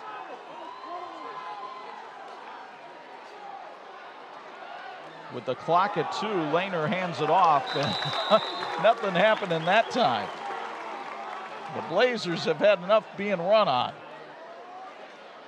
As Sean Holman comes up and makes the stop for a loss of 1. Smith just couldn't get anything going right there. Smith with 93 yards tonight rushing. 68 now for Brownlee. 2nd and 11. And again, it's interesting to look at the contrast of tempos here. It's like having a basketball game between a team that wants to fast break and one that wants to four corner. Smith, the lone back in the backfield, takes the handoff, stood up at the line of scrimmage, and just about everybody in blue makes the stop. Well, I'm not sure if they're trying to set him up. He got the yard back that he lost the last time. So Smith now with 94 yards again, rushing tonight. By the way, our third quarter tonight brought to us by our friends at Thor Industries.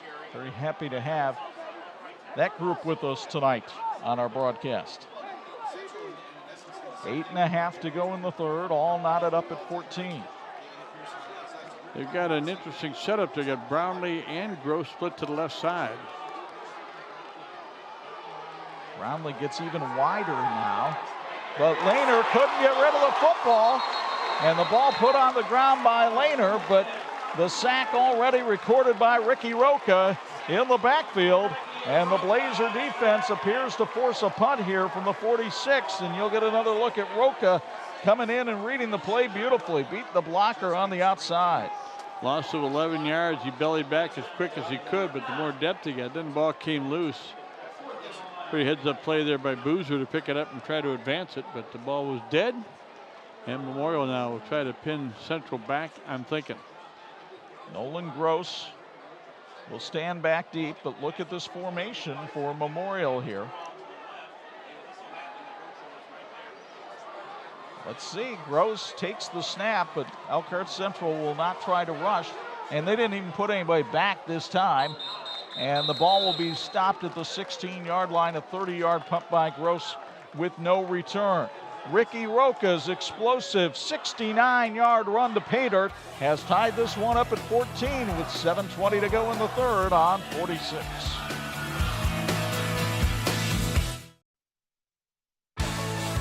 Back at Rice Field in Elkhart, 7:20 to go, third quarter. Jackson Wilfon at quarterback pitches out, and I believe this is Rocha on the carry again and getting up to about the 22, 23-yard line. They like to get him out into space. You saw why earlier, and Rocha picks up about 6 or 7 on that play. Rocha's numbers growing. He's over 100 yards rushing. He's now got 116 yards on the night, and after that one carry, he takes over the lead as the leading rusher in the ballgame. And he is the lone back behind Wilfon here. Rocha up the middle. This time Xavier Vaughn converges and makes the tackle from the defensive end spot, but Rocha's got a first down to the 27. It's sponsored by Bowling Vision Center. Central had trouble picking up first downs early in the ball game, moving the ball pretty well, moving the chains.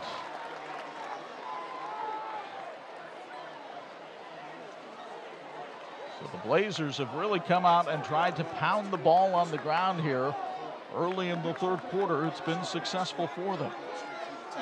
4 receivers, 2 split each to the side. Now a man in motion, but it's Collins on the reverse. And that play just took a little too long to develop that time. And a gain of 2 for Seth Collins. Absolutely right, Chuck. It just took a little bit too long on the end around look. We call a loss of 1 on the play. Well, from where they put the down marker. Yeah, it looks like more than that, doesn't it? I think, well, it was actually 1st and 10. Now it's 2nd and 9. So a gain of 1 on the play.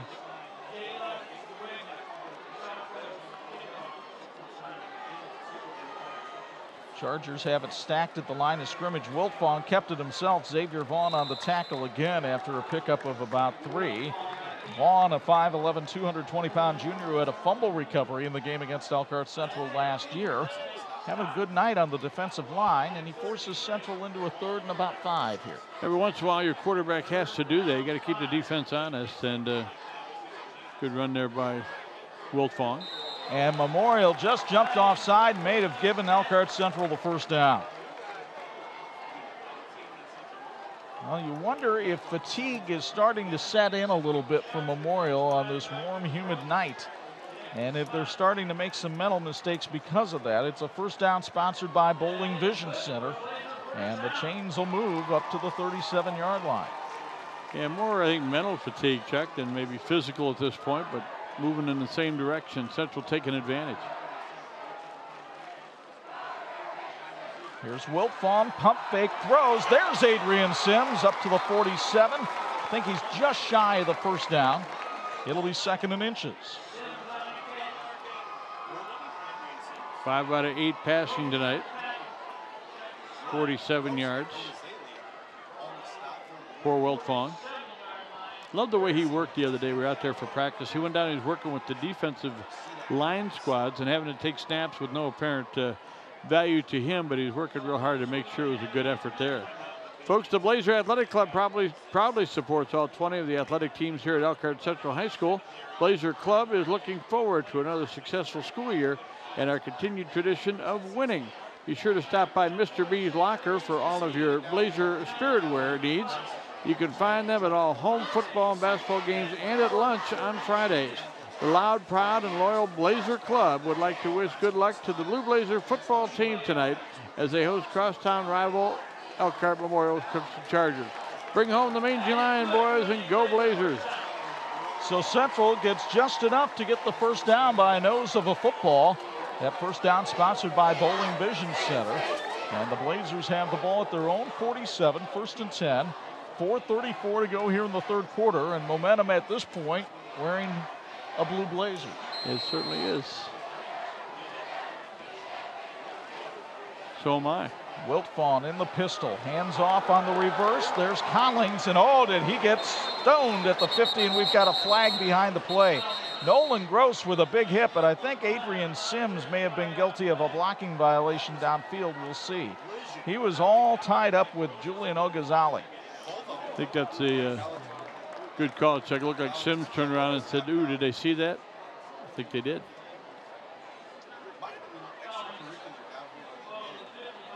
So the officials signify holding against Sims, and it'll be a mark off from the spot of the infraction, so it takes the ball back to the Blazer 40-yard line and sets up a 1st and 17. 20 yards on 3 penalties tonight for Elkhart Central, and that could be a momentum stopper, something that Memorial was looking for. Although 3 penalties in your season opener, not too shabby right now. But you're right, we'll see what that does to the momentum. Kyron Pearson in motion. Wiltfong rolls that way and throws to Pearson. And Pearson has room to run and gets a first down up to the 42 of Elkhart Memorial. First down sponsored by the Bowling Vision Center, and the Blazers will move the chains again as you take another look from Bethel College admissions. 20 yards on the completion and a big first down. And Chuck, I'm not sure if there's an injury involved here, but Gross was out of the game on that play. The tackle made by Damian Fennell, a 5'9" sophomore. And now maybe there was another flag at the end of the play, or were they just checking for the first down? I'm not sure. The referee talking things over here.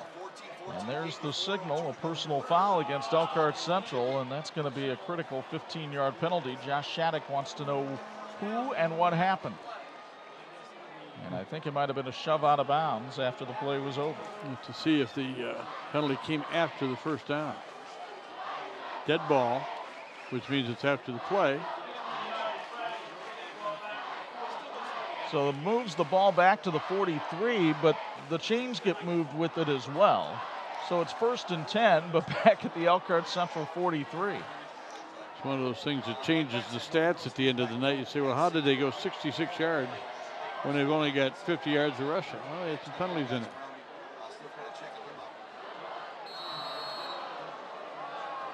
Meanwhile, Wiltfong in the pistol again.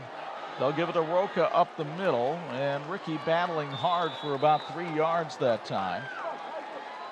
As Elkhart Memorial was able to wrap him up quickly at the line of scrimmage, Xavier Vaughn, another stop for the Chargers. Nolan Gross back in the game at free safety. It's good news. They need him out there. Two-way performer on a hot night. It's going to take its toll. Yeah, you have the feeling he's going to have to come out for a play or two at some point. You just hope that that's not the point that you get burned if you're Memorial. You see the clock in the bottom right-hand corner of your screen. Central was hoping to play at a little bit quicker tempo, but they've had to slow down to get things right here in the second half.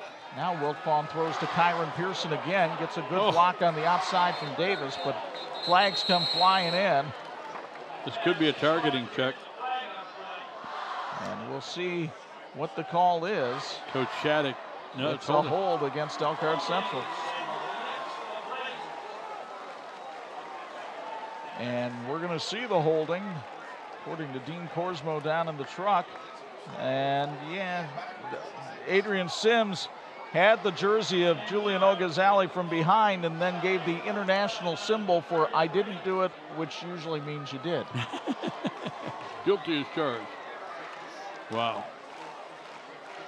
Central has moved backwards about 20 yards in the last 2 plays, and they're looking at a 2nd and 20. 3 major penalties on this drive.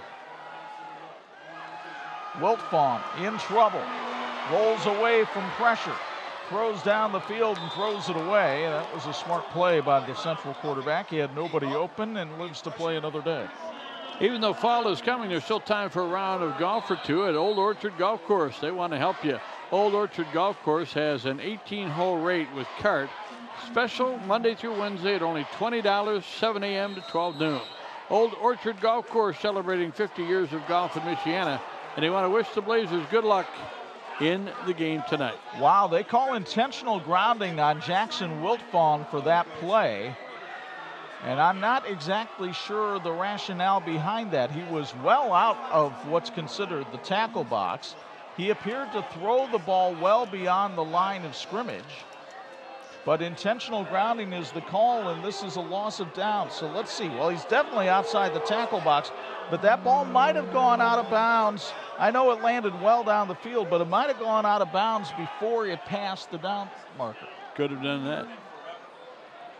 It's always tough to understand all the penalties, and Josh Shattuck has seen more flags than you'll see on the 4th of July. So it's third, and let me use Chisholm Bop here to come up with 30. 55 yards in penalties now, both teams. The drive for the Blazers started at the 22, and they're there now, 5 minutes later. Wiltfong, well, he's not going to run for 30 on this play. He gets stacked up at the 26-yard line, pick up a 4 on the play, and Central will have to punt it out of there.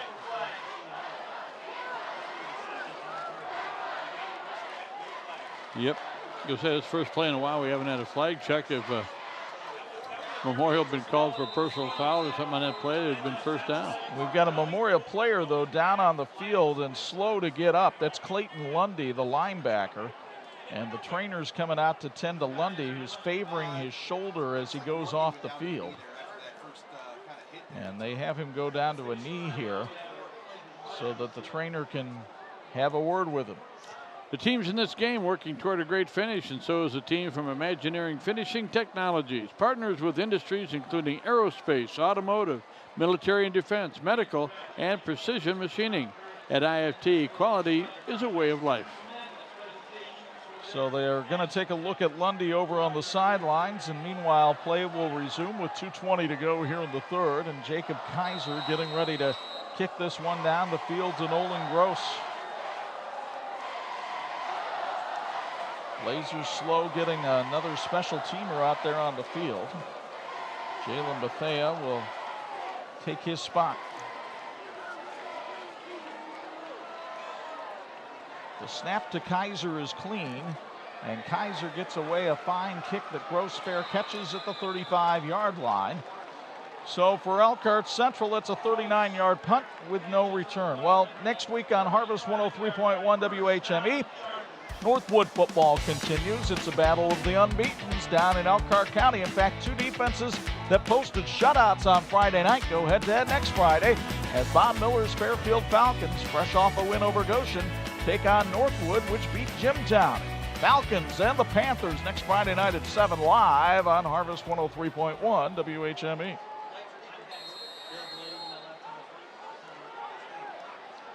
Nine-play drive, 5:09 off the clock, and nothing to show for it. Not even very many yards because they only wound up going about 4 on the drive by the time all the penalties were done. 1st and 10, and the handoff, and a good hole here for Memorial. As running up the field is Isaiah Booz, who picks up about 9 on the play. It'll be 2nd and 1. It's his biggest carry of the night. He's now a positive 8 yards on the night. Booz, a senior and a member of the track team at Elkhart Memorial. Both of these schools with very proud track traditions. 2nd and 1. Josh Shattuck, he's seen every call you could see in his first game here on the sidelines at Elkhart Central. Tyler Dix lining up at tight end over on the left side. Flag thrown on the play as Memorial appears to carry for the first down, but let's see what the violation is here. It's an illegal shift against Memorial, which will cost him 5 of the first down. Thor Industries isn't an RV brand. It's a family of some of the most well-known RV brands in the country.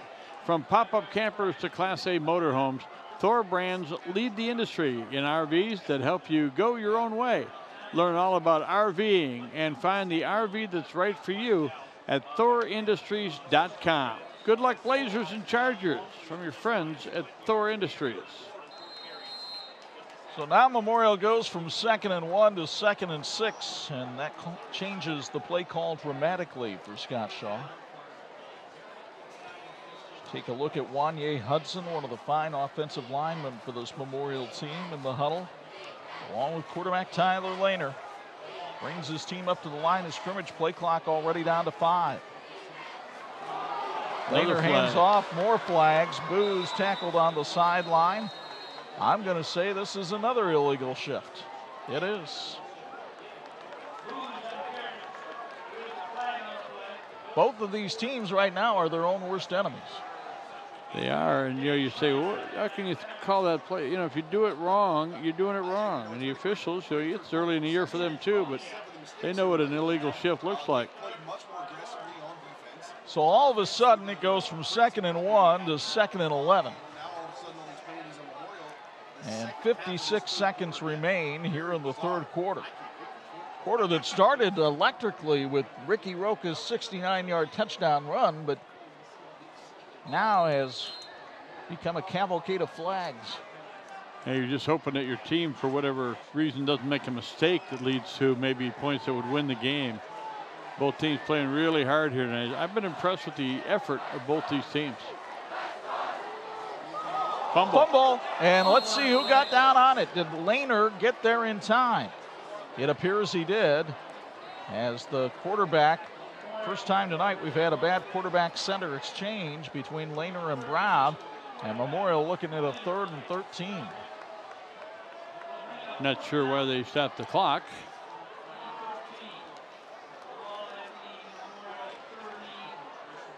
Scott Shaw's team going to have to run one more play here in the third quarter. But Scott trying to keep his quarterback Tyler Lehner calm over on the sideline. Clock running now. Check. I think we might be through our third stanza. Well, they are indicating a timeout here for Elkhart Memorial, or did they want to reset the play clock? Well, while they figure it out, we can tell you to come see your Edward Jones Elkhart County Investment Advisor for all your investment needs. You have a 401k to roll over, need to create a retirement roadmap? Call us, Edward Jones Elkhart County Investment Advisors. We have offices near you. A colorful crowd here at Rice Field. The Crimson Charger fans in their crimson and gold, and the Blue Blazer faithful in their blue and white along the near side. As the officials talk things over with Scott Shaw, I'm not sure why Scott thought the play clock should reset. But this officiating crew from the Fort Wayne, Angola area now having a summit meeting over there with the Elkhart Memorial coach. Check while we have a second. We've mentioned Dean Korsman is our producer director tonight. I want to welcome our new production chief, Jason Mumaw, heading up our production team. So an official's timeout now being called. Josh Shattuck will get an explanation from the referee as to what's going on. And Shattuck wants to know why, or what the clock should be at. And I think they're saying the third quarter has come to an end here at Rice Field. So that'll do it for the third quarter of play. Ricky Rocha's touchdown, followed 2 from Mark Brownlee. And Elkhart Central and Elkhart Memorial will go to the fourth, tied at 14 on 46. This edition of the TV 46 High School Football Game of the Week brought to you in part by the electrical workers of Local 153, making our community brighter, and by Bill's Heating, keeping families and businesses comfortable since 1951. Speaking of Bill's Heating, let's get a Bill's Heating sideline report from Bo Hunt. And Bo, your thoughts on what became a very sloppy quarter number 3. Well, let me just clarify a few things. The explanation I got on that incomplete pass was in high school there's no pocket rule. So there's no pocket necessary for that to happen. So it was an intentional grounding. And then the last play right there at the end of the third quarter, they snapped that second down play, when there was 41 seconds to go. So it took more than 2 seconds to run that play, and so that's what they were saying was the play clock accidentally stopped during that, what they thought was a fumble. And so they reset the clock and just ran that quarter out. Guys? Okay. Valid explanations both. We go to the fourth, sponsored by Thor Industries. Memorial in possession of the football, and Mark Brownlee trying to get to the outside and does. Brownlee's got a first down and a lot more. Still on his feet to the 39. Make it the 29-yard line. First down sponsored by State Farm agent Rachel Wayne. What a run by Mark Brownlee, who is slow to get up. 39 yards on the play. And check what he did here at the end of the run, which I really love. He's got everybody thinking he's going out of bounds. Look at him stop, turn it back inside right there. Now he's going to take another hit because of that, but you know what? Got him another 5 yards. But Brownlee cramping up over there on the side. The Memorial training staff working very, very diligently to try to keep Brownlee in the game, but I'm sure he's going to have to come out for at least a play here. He's got 107 yards on the night. Folks, some drivers think that comfort is found in leather seats or dual climate controls. But for over 40 million American motorists, comfort is knowing that they have an agent who will always be there, providing personal service at a competitive rate. Talk to State Farm agent Rachel Wayne in Elkhart, and she'll make sure you get the coverage you need and the discounts that you deserve. Call State Farm agent Rachel Wayne in Elkhart. She'll prove it. That number is 574-293-8130. That's 293-8130. You see Brownlee still suffering the effects of that cramp, but look at the numbers he put up last year when he was fourth in the state among freshmen with 749 rushing yards, and he's had a nice night running the football tonight. 107 yards tonight for Brownlee, 94 yards tonight for Smith. Nice combination. When you're a run-first team and you can run first, that's a pretty good night. Amy Schultz, the trainer over there for Elkhart Memorial, will continue to try to work on Brownlee. Ricky Rocha with 123 yards on the night is the leading rusher of the three. Tyler Dix, the tight end, gets set, and the handoff up the middle for about 3 yards that time. And that's Rashawn Smith on the carry, as the Charger fans have brought out their little flashlights on the other side to add a little more electricity to this game tonight. Does anybody have a cell phone over there? I think a few do. 97 yards now. We could have our third 100-yard rusher in this game. Lehman brings them up to the line of scrimmage on 2nd and 7. 11 minutes to go in the contest in regulation. Handoff trying to sweep to the outside is Goodman, and he gets treated rather rudely on the sidelines by Rocha, who spins him out of bounds. Some of the Charger people wanted a penalty, but Rocha was still in bounds when he started that tackle. Pretty good effort, but a pretty good tackle. And yeah, Goodman went flying, but Rocha was proper in making the tackle run along the sideline. So it'll be 3rd and 8. Loss of a yard on the play. Well, what a great game plan this has been by Scott Shaw and his staff, though, to really slow things down in this game and try to use the play clock to their advantage. They got it off at 1 that time as Lehner heaves it down the field, and it is caught. What a grab by Nolan Gross down at the 5. First down sponsored by State Farm agent Rachel Wayne, and if I were doing baseball, I'd say you could hang a star on that one. 22 yards on the completion, down to the 6. Great hands by Gross there as he makes the catch right in front of the Blazer defender. 72 yards passing, over 200 yards rushing. Pretty solid attack. 1st and goal from the 6. Lehman hands it off. Rashawn Smith battling for 1 yard, and that's all he got to the 5. At Sanders and Pianowski, professional service to their clients is their first and compelling priority. The firm of Sanders and Pianowski want to take time to wish both teams well in tonight's game. Serving the Elkhart community for decades and decades yet to come, Sanders and Pianowski on the Riverwalk in downtown Elkhart. Central wants some bulk on that line, so they send out Nick Connor, their outstanding 235-pound regional champion wrestler. He'll be at the nose tackle here on 2nd and goal from the 5. T formation, Brownlee back in the game, tries to get his 3rd touchdown of the night, but he's 3 yards short as he's brought down at the 3-yard line. Rocha again on the stop along with Kendrick Brittman.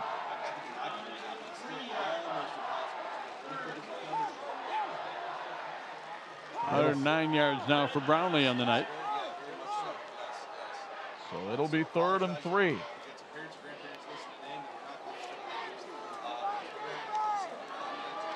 Elkhart Memorial trying to get the go-ahead touchdown here and bleed as much time off the clock as they can. So we tick down towards the 9-minute mark in regulation. Again, the T formation. 5 minutes in this drive already. Lehner on a bootleg. He won't get there. Jake Schreiner comes up from the cornerback position and makes the hit. The junior who beat Memorial in baseball with a walk-off single in the sectional comes up with another big hit right there. Not sure if that was a breakdown check. Maybe somebody went the wrong way. He looks like he's, well, I can't imagine you'd hang him out there by himself. That's pretty good staying at home there by the defensive end. Turned it in and got some help. I remember seeing Dave Thomas, a much slower Blazer quarterback than Tyler Lehner, score on a bootleg play one time. A lot of great history. Great to be here at Rice Field in Elkhart. What a night. 4th and goal from the 4. Will the Chargers go for it? 2 on the play clock, and Lehner's got to burn a timeout. It'll be sponsored by Reshcor. We have 8:13 to go in regulation. Memorial and Central battling for the Mangy line, tied at 14 on 46. This edition of the 46 Game of the Week brought to you in part by Imagineering Finishing Technologies. IFT, where quality is a way of life. Chuck, I'm not sure what kind of a kicking game you have here, but 1 point could decide the game, obviously, and a 3-pointer here would be pretty big. I don't know after the timeout, 4th down and goal from the 4. We saw a missed extra point earlier in the game. The Chargers were hoping to get some help from their soccer team with a place kicker. But at this point, it looks like Scott Shaw is going to send out his offense to try to convert this 4th and goal. 6 minutes on the drive. This will be the 10th play of the drive. Lehner under center. Lehner on a quarterback draw, didn't get to the goal line, and the Blazers have held on downs. Nick Connor at the bottom of the pile helped make the stop on Lehner, who tried to go up the middle and couldn't. Of course, a couple of strange calls there on that end of the drive. You get so much talent on that team. Lehner could not escape the grasp of the Blazer defense, and Patrick Akey and company celebrate on the sidelines. So Central now looking at 1st down and 10 from its own 2-yard line. And you can't have a penalty in the end zone here, or that's a safety. So the Blazers have to make sure they get positive yardage. Wiltfong keeps it himself and gets bottled up at the 1. He just barely did get out of it. The line judge making the indication that he got the ball across the goal line, but the Blazers lose a yard on the play. It'll be 2nd and 11.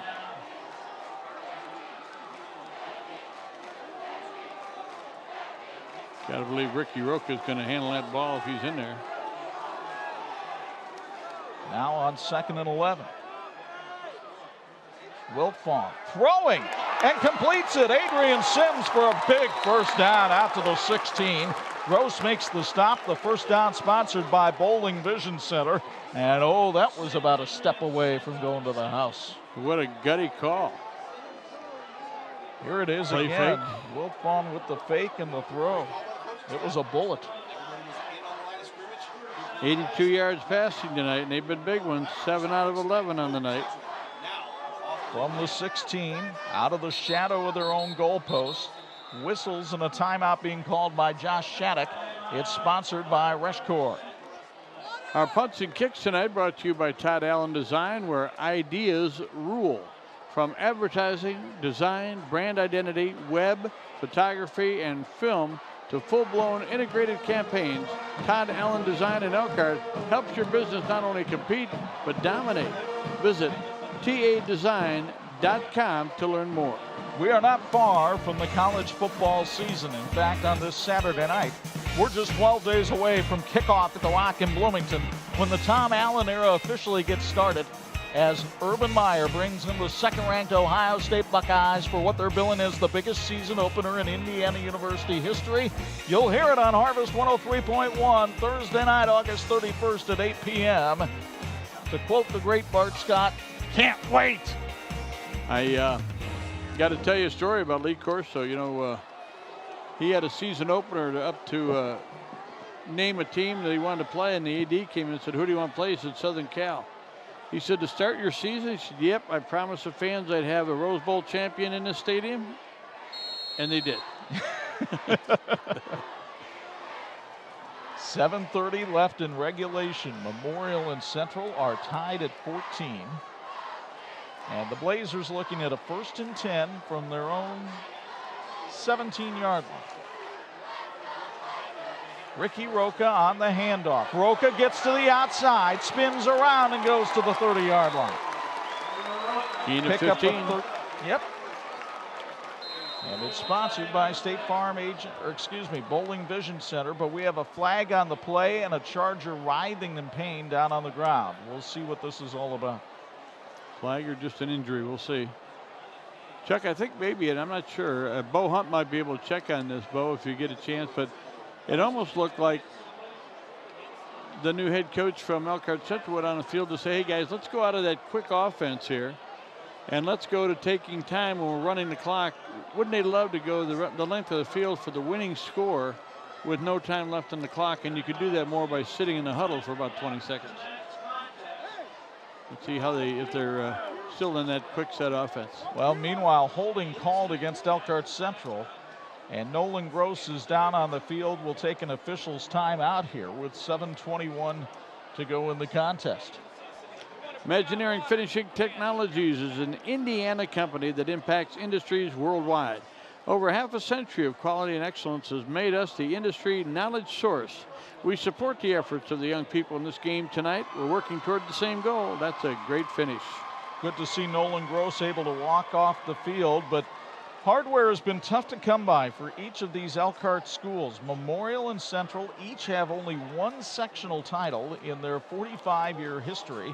The Chargers getting one in 1997, Central in 2014. They're now in the same sectional and two of only 4 teams in there, along with Concord and Goshen. So perhaps this is the year where they can add some hardware to the case. We'll see. Long way away from that. And a long way away from a first down. It's 1st and 16 for Central. Davis in motion. Wilfong throws and completes his pass along the sidelines. Getting out of bounds over there is Kyron Pearson after a short little pickup up to about the 13-yard line. Gain of about 3 yards in the play. Last time they did a play like that, Chuck, it was used kind of to set up another play. Clock stops as Pearson gets out of bounds with 7:09 to go. And the Blazers looking at 2nd and 14, and this time 3 receivers to the bottom of your screen.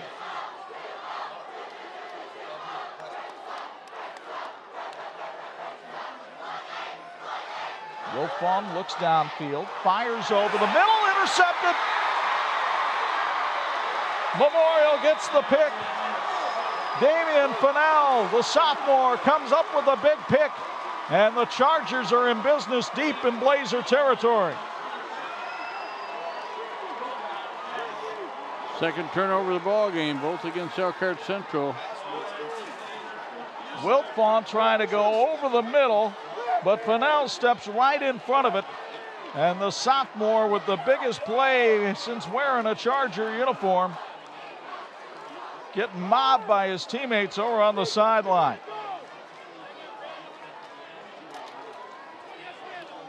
Memorial will take over at the Blazer 13 with 7:02 to go.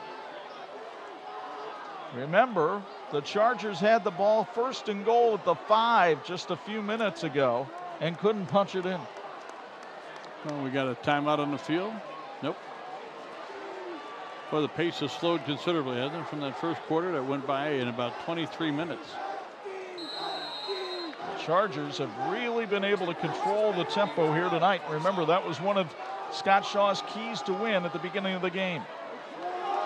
Lehner gives it to Mark Brownlee. Why not? He's had 2 touchdowns tonight, and he's down inside the 5 to about the 3. Might have had the first down. Well, he gets a load going forward, and it's really tough to stop him. He's a big, strong young man. Just about a yard short of the first down. It'll be 2nd and 1 from the 4-yard line. Brownlee now with 118 yards on the night. 98 for Smith. Brownlee and Gross have both been fighting cramps here in the 4th quarter. Can the Charger offensive line get one more surge? It's Brownlee again off the right side to the end zone. Touchdown, Memorial. His 3rd of the night.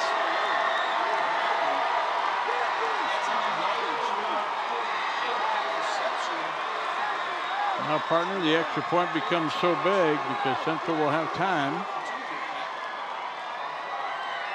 Remember, Memorial missed an extra point earlier in the game, then went for 2 to get it, well, even, what you might say.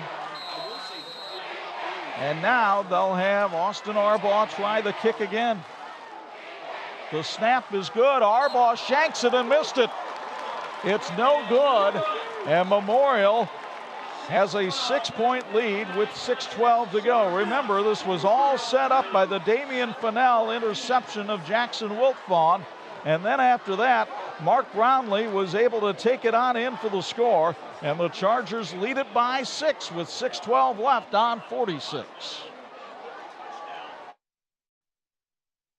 This edition of the TV 46 High School Football Game of the Week is brought to you in part by the Indiana High School Athletic Association, partnering with TV 46 for 27 years. Chuck Freeby, Bob Nagel, Bo Hunt back with you in Elkhart, the band instrument capital of the world, and the Blazer Brigade showing off their wares as they play fine on old Elkhart down below us. But it's the Crimson Chargers who have the 20-14 lead with 6:12 left in regulation. Last year, Memorial won at 21-20 at Charger Field. Can the Blazers get sweet revenge here? We'll see. Yeah, we know what Memorial's done all night with the kickoff. Let's see if they try to dump it over where Bethea was holding forth. And it appears Jalen Bethea is out there, standing at the 20-yard line. Austin Arbaugh will do the kicking. And he does send it. This time it's caught at the 20. Up to the 37-yard line, maybe the 38. Then that's where Central will take over.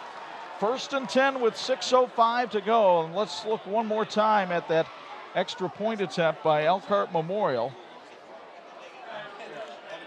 The clean snap and hold, but Arbaugh didn't get any kind of height on it, and it was knocked down at the line of scrimmage. And nobody feels worse about it than the Charger junior. 6:05 to go. Indiana High School football coming your way on TV 46. You didn't want to get any sleep on a Saturday night, did you? Nah. Jackson Wiltfong at quarterback with time. Heaving it deep. Kyron Pearson with the catch at the 30.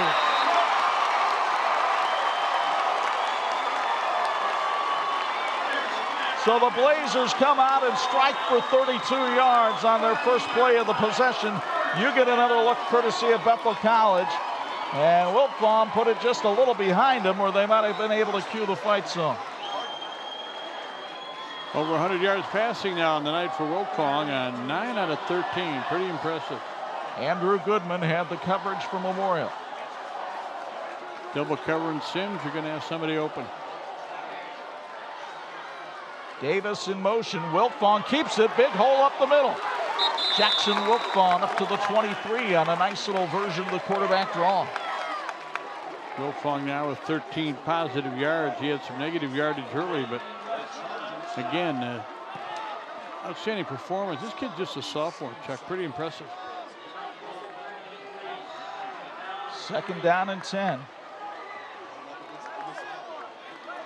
Not using up a lot of clock here. You got to be careful.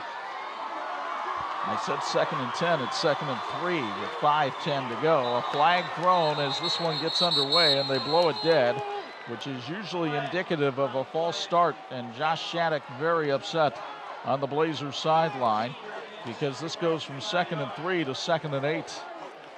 Folks, wouldn't it be great to work for a company where their employees are the most valuable asset? Well, now is your chance because Rescore is hiring, a locally owned company that handles custom plastic extrusion applications, offering excellent benefits that include medical, dental, and 401k. Working for this steadily growing company is a career. To learn more about joining the Rescore family, visit Rescore, RESCHCOR.com. Man in motion. Wiltfong will give it to him. That's Kyron Pearson. He's met hard and stood up at the 26-yard line. Pickup of 2 on the play. Some great hitting going on by the Chargers tonight. And it'll be 3rd and 6.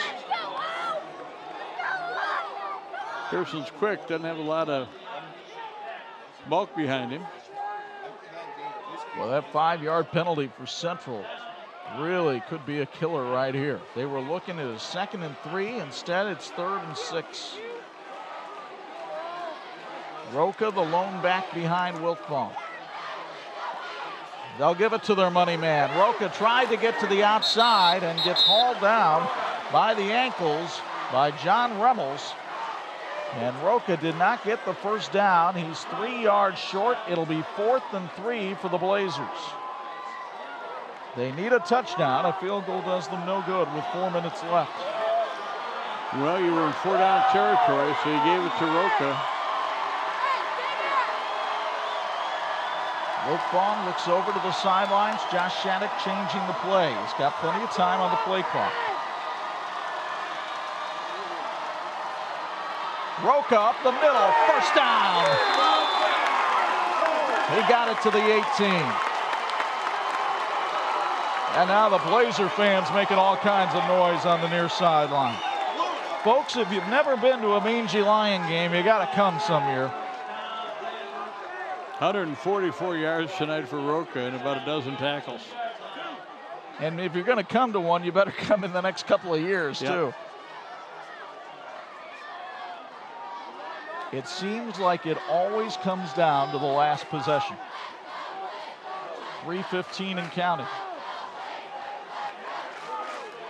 Pitch to Rocha this time. To the near side, and he's brought down at the 16-yard line. Another fine ankle tackle by Remmels, the junior safety, who's been quiet most of the night, but has come up with some big stops in this possession. Couldn't get the kick-out block there. He's trying to cut back and keep his momentum going, but good job by Memorial secondary. The clock continues to tick down. You see it down there at the right-hand corner of the screen as that Blazer O-line hopes to create some more holes right here.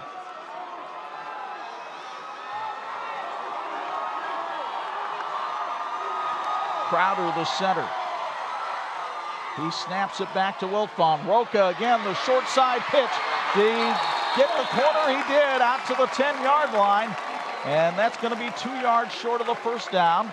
Although spotted at about the 8. He might have it there.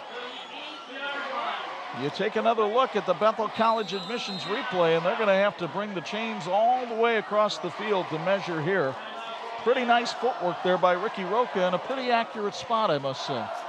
Folks, if you're interested in improving all areas of your fitness program or sport, join the new Strength and Conditioning Center in Mishawaka, Beacon Sports Performance. They offer youth, high school, and adult performance training. The coaching staff at Beacon Sports Performance will push you and ensure you perform the movements with proper form. Visit beaconhealthandfitness.org today. Bo Hunt down there looking at the chains being stretched, as you are as well. But, Bo, you're seeing some pretty nice running backs tonight in Ricky Rocha and Mark Brownlee, as they're about a link short of the first down. But what are your thoughts on the running styles of these guys you're seeing tonight? Well, guys, they're doing a great job of hitting the hole and hitting the spots they're supposed to. On that last play, Ricky was able to get to the corner and able to cut it up and get a big pickup and a huge pickup on that play. Mark Brownlee, on the other hand, you know, he's a great runner as well. He's hitting the hole. He's having a huge night. Both these runners both have decent size, great speed, and they're both team players. They're out there and they're doing stuff for both their teams. Ricky on, you know, defensive side as well. He's a great job on the defensive end as well, guys. Ricky's only a junior. Brownlee's only a sophomore, Bo. What advice, if any, would you give them for getting better? I think the biggest thing is just continue to work hard, work on the small things, just the little nuances of the game. They're great athletes, they're great football players, but you got to become a full player, and you got to work on those little things, knowing where everybody else is on the field and where they're supposed to be in case somebody messes up on a play or doesn't know where they're supposed to be. Be a leader in that aspect as well. That's our Bill Heating sideline report with Bo Hunt. It's 3rd and 1. Wiltfong kept it himself, spins around and gets the first down to the 6. And it'll be 1st and goal with 2:22 to go. The first down sponsored by the Bowling Vision Center. Who writes these scripts for us? It's unbelievable. You'll take another look on the Bethel College admissions replay. Wiltfong did a good job to hang on to the snap, nearly collides. Well, he does collide with Kyron Pearson, but stays on his feet to get the first down. 184 yards rushing tonight for Elkhart Central. 154 coming from Ricky Rocha. And most of it, the great majority of that yardage coming here in the second half. They were stymied most of the first half on the ground. Rocha, the lone back behind Wiltfong again. Bad snap. Rocha managed to corral it before the Chargers corralled him. That was nearly a disaster for the Blazers, and it cost them about a yard.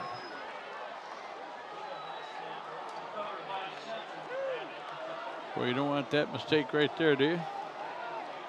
2nd and goal. Clock down to 90 seconds to go in regulation. Remember, the Blazers have an all-conference kicker in Jacob Kaiser for that extra point. Ricky Rocha with 16 carries tonight for that 153 yards. Josh Shattuck now trying to play the play clock a little bit. It's under 10. Handoff, Rocha, big hole, left side, touchdown! Oh, you could see that one open up from up here, couldn't you? Sure could, partner, and what a drive. Started out at their own 38-yard line. They go 62 yards in 10 plays for the lead touchdown and the touchdown to tie, and a big kick coming up here. So Ricky Rocha gets the touchdown, sponsored by Old Orchard Golf Course. And take a look at the blocking here. Oh, did Chris Nunez do a beautiful job on the kickout block on the left side. The senior, a 3-year starter, trying to get the Mangy Lion back to 1 Blazer Boulevard. And Central will take a timeout to make sure they're set up the way they want to be for this extra point. It's sponsored by Rushcore. And our punts and kicks brought to you by Todd Allen Design tonight, where ideas rule. From advertising, design, brand identity, web, photography, and film to full-blown integrated campaigns. Todd Allen Design in Elkhart helps your business not only compete but dominate. Visit tadesign.com to learn more. One more look at Rocha's 2nd touchdown of the night. And what a surge he got from the Blazer offensive line. Some of them trying to find somebody to block as he went downfield. So a 20-20 tie right now. We've gone over this a couple of times, but it bears repeating. Memorial last year won at Charger Field 21-20. Central trying to return the favor here. And they'll send Jacob Kaiser, their all-conference kicker, out to try the extra point. Hats off to Scott Shaw and Josh Shattuck. They had their guys ready for a ball game tonight. A lot of big highlights on both sides. And there's still 1:05 left. By the way. Plenty of time for a big play. Let's see how Memorial tries to go about blocking this extra point. Whistles blown and flags thrown. The kick is up, but the play was blown dead well before the kick was made. Wonder if they used their last timeout or want to use another timeout. I doubt that Memorial was looking to use a timeout. And we've got an encroachment violation against Memorial. Now the whistle blew before the kick was made, so I'm not sure Central will even bother taking the penalty here. We'll see. Could pick up a yard and a half.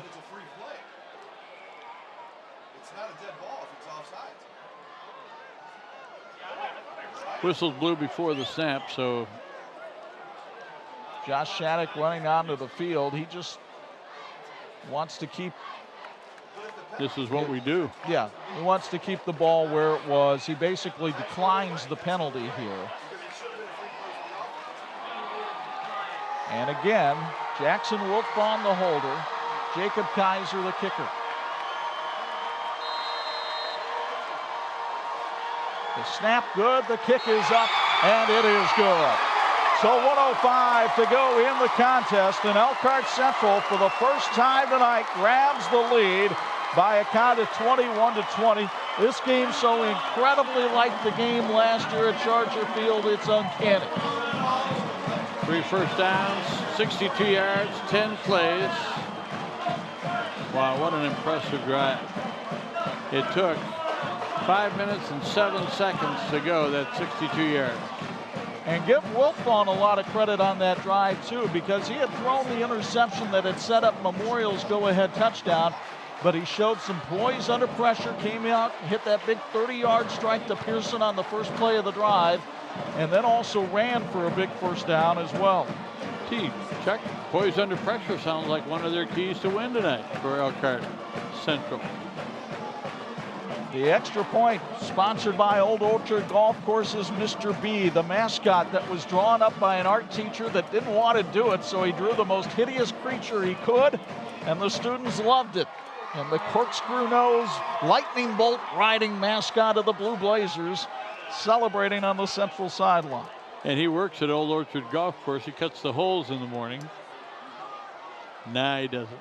Part of the great tradition here. Boy, do we have ourselves a game. Minute 5 left for the Memorial Crimson Chargers to make their own comeback. I wouldn't turn off the set just yet. Kaiser high spinning kick. It'll be taken at the 5-yard line. And brought back to about the 27 as Ivan Sohn makes the return for Memorial. So Soon's return takes it to the 27. And the Chargers have to get down the field where they could at least attempt a field goal. Although, let's face it, the kicking game has not been pretty tonight for Memorial. Well, I think you got to get it in the hands of your big athletes like Brownlee. Well, Gross is open in the slot right now. There's nobody covering him, and he makes the catch up at the 35-yard line, but a good hit made by Central right away. Keyshawn Thomas up to make the stop. Timeout taken by Memorial. It's sponsored by Reshcor. I couldn't believe that nobody seemed to be on Nolan Gross when he lined up in the slot. You got to wonder at this point of the ball game, is somebody out of there with cramps and somebody else was supposed to have that assignment? One timeout left for each ball club with 51 seconds left. Next week, Elkhart Memorial goes to Concord to take on the Minutemen to open up Northern Lakes Conference play. Elkhart Central, well, they've got Goshen next week in the Maple City. Another entertaining chapter of the battle for the Mangy Lion. A statue that was carved by Jim Holland back in 1972, sponsored by the Elkhart Lions Club. And again, here's the reason why it's a one-point game. The missed extra point by Elkhart Memorial after the touchdown that made it 20-14. Austin Arbaugh can only watch from the sidelines right now.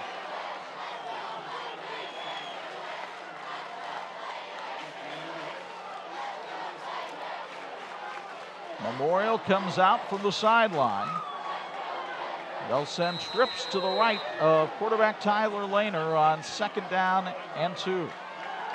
Lehner rolling out, looking for an opening down the field, throws, and it looks like it's a catch for the first down, so the clock will stop as they move the chains. Gross still hobbling with cramps, but able to make the catch up at the 38-yard line. Gain about 4 yards on the play. Now the clock will start when the ball is set for possession. So there it goes with 41-40. Lehner looking to throw. Fires to the sideline, caught by Gross. He steps out of bounds to stop the clock at the 45. Pickup of 7 on the play. Nolan Gross having a spectacular effort here tonight. And 6 out of 9 passing now for 91 yards for Lehner. And I think at least 4 of those have gone to Gross. Plus he had an interception on defense and several tackles. Like to get at least down to about the 30 so you can throw it into the end zone. 2nd and 3. Lehner trying to heave it down the sideline for Gross. And it is intercepted.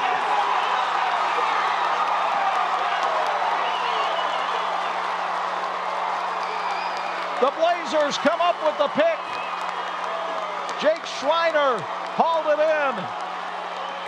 And Elkhart Central is going to bring the Mangy Lion back to One Blazer Boulevard.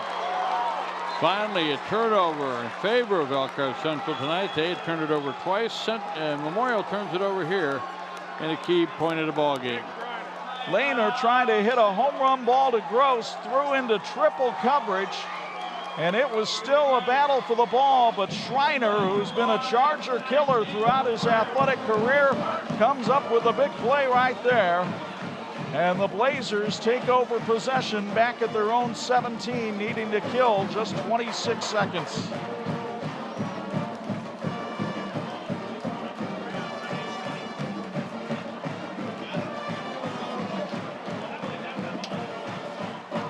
What a ball game here in Elkhart tonight. If you're watching this on Saturday night, would like to see it again. See it Monday at 4:30 on TV 46. Absolutely, and it will be worth the watch. So the Elkhart Central Blue Blazers look to be in a position to win head coach Josh Shattuck's Elkhart Central debut. All they've got to do is take the snap, and the Chargers cannot stop the clock. Elkhart Central prevails over Elkhart Memorial in the 46th battle for the Mangy Lion, and what a ball game it was. They want Mangy, and they will get it, as the Blazers will give the Gatorade shower to Josh Shattuck. And the celebration is on in Elkhart.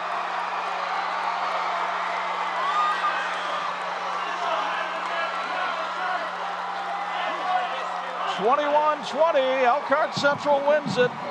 We'll have our Little Caesar, or excuse me, our Edward Jones Elkhart County Advisors postgame show after this on 46.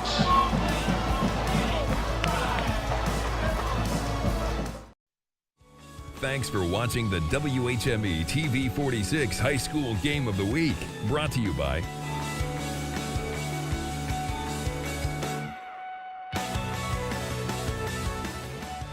It is always an amazing game when the Central Blazers and the Memorial Crimson Chargers battle for the Mangy Lion, and this one lived up to the billing. Josh Shattuck and his team celebrating a 21-20 win over their arch rivals tonight here at Rice Field. Chuck Freeby and Bob Nagel high atop the fray. We got our money's worth. We certainly did, partner. To do 2 games in the first weekend was so exciting, and you can't take anything away from the win by Northwood last night. Tonight gave us what we really hoped for, and this is what the fans get when you come out to see high school football. Band was outstanding. The pregame fireworks were awesome. The fans on both sides, they packed the place again, and what an outstanding night. Great performances on both sides of the ball, but only one guy could be our IU South Bend fulfilling the promise player of the game, and he's standing by now with Bo Hunt. WHME TV 46 High School Player of the Game, Ricky Rocha. Ricky, 21-20, over 150 yards tonight, 2 touchdowns. Just talk about the victory. Great team victory. All week we've been practicing hard. It's just putting together all we worked hard for. You guys bring back the Mangy Lion back into your hometown. Just talk about that. It's great for our school, our community. You know, last year we lost it. It just feels great to get it back for the school.